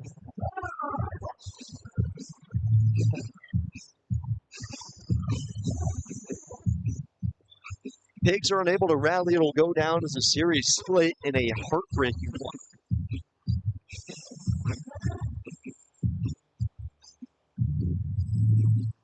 Still got 2 outs to play with.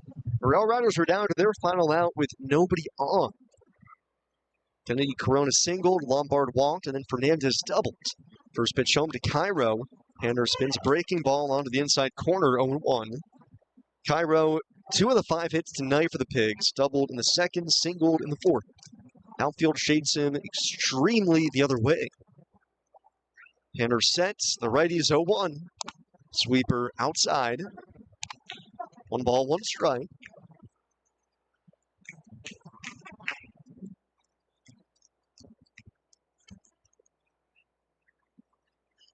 Third baseman Hardman just stepped behind the grass, rests the infield back. 1-1. Hanner misfires up and away. Ball 2.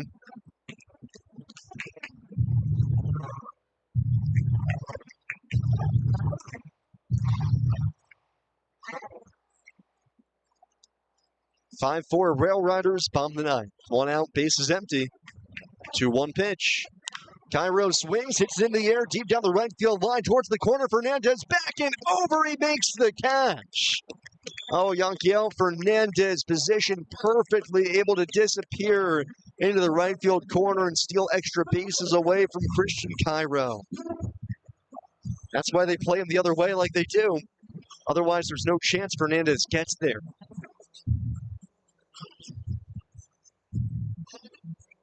Final hope for the Pigs is Dylan Carlson.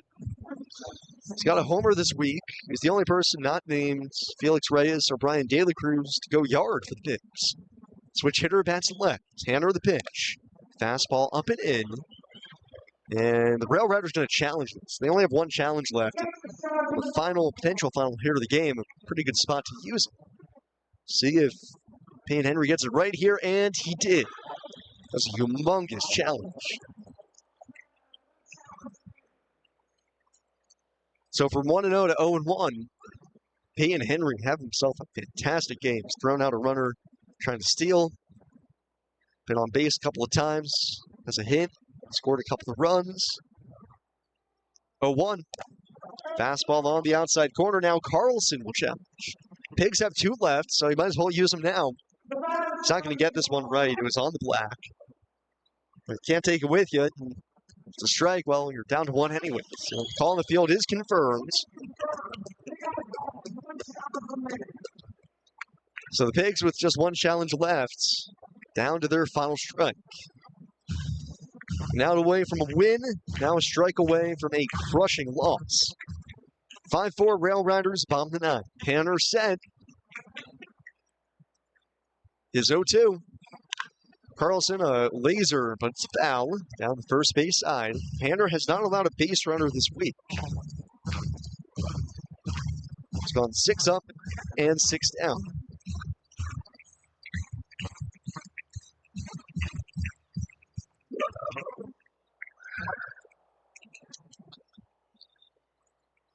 Going 2 on Dylan Carlson. Bottom of the ninth, 2 outs. Pigs down a run, down to their last breath. 2-strike pitch. Carlson with a flare, shallow center. Ellis coming in, lays out, and makes the catch. Into a slide, he hauls it in on the seat of his pants, and the ball game is over.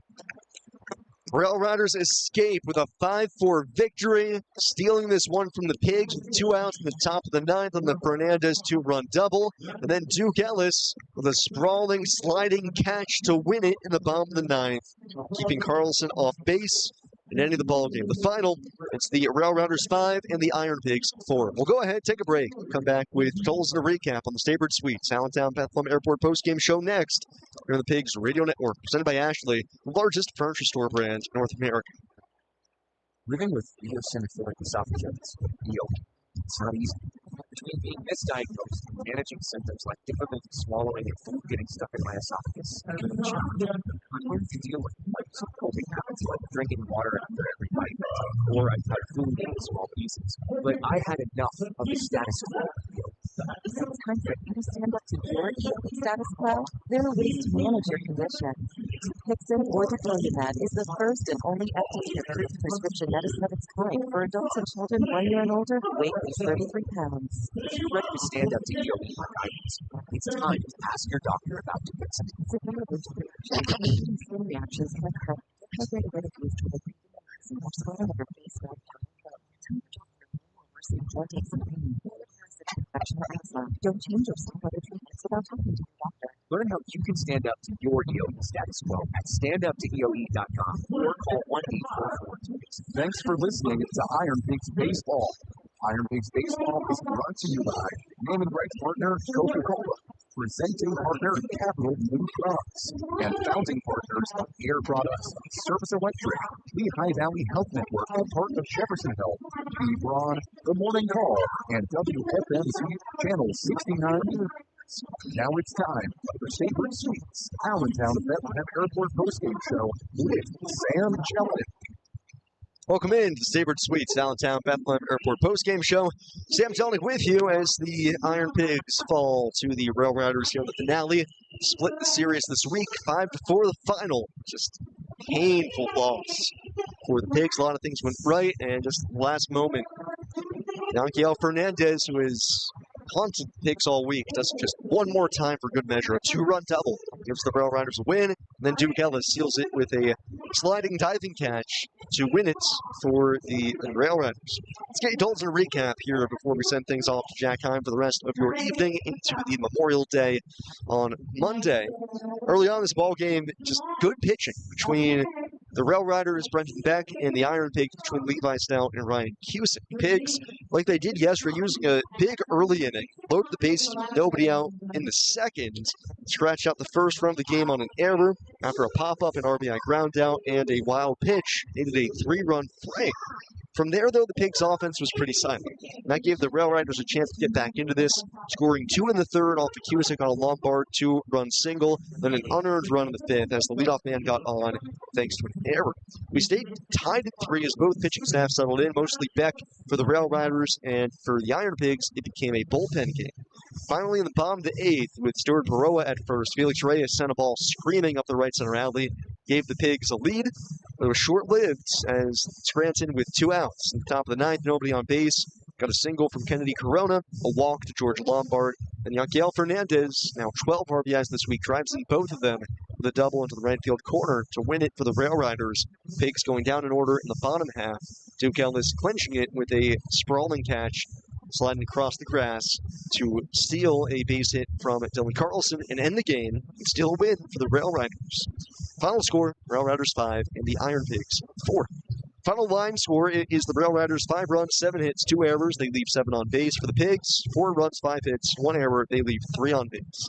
The big number in this game, the Pigs go 0 for 6 with runners in scoring position. Just going to have a really, really tough time getting the runs that you need without that big clutch hit. Winning pitcher is Bradley Hanner, retires all 5 hitters he faces, striking out 1. He gets the win. He's down 3-0.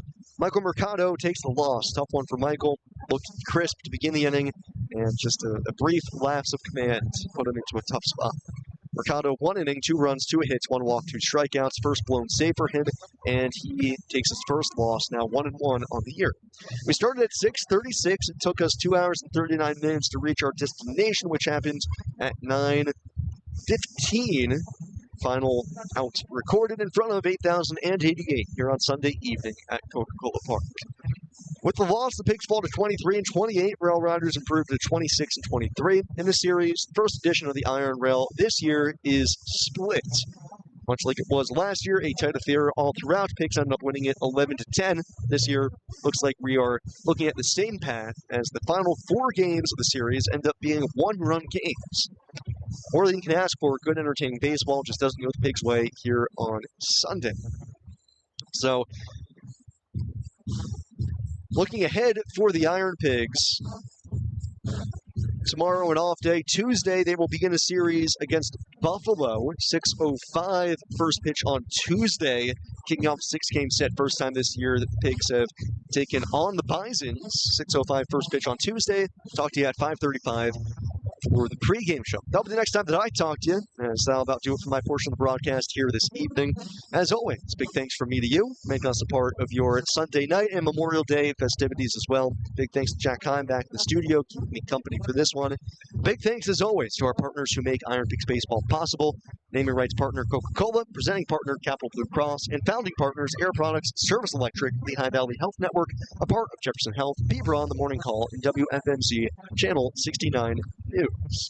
I'll talk to you on Tuesday when the IronPigs open up a series up in Buffalo. Until then, your final score tonight is the RailRiders 5, IronPigs 4. Pigs split the series 3 apiece with Scranton this week. Until Tuesday, I've been Sam Jelinek. As always, thanks so much for listening. Jack Heim has you the rest of the way here on the Staybird Suites Downtown Bethlehem Airport postgame show here on the Pigs Radio Network, presented by Ashley, the largest furniture store brand in North America.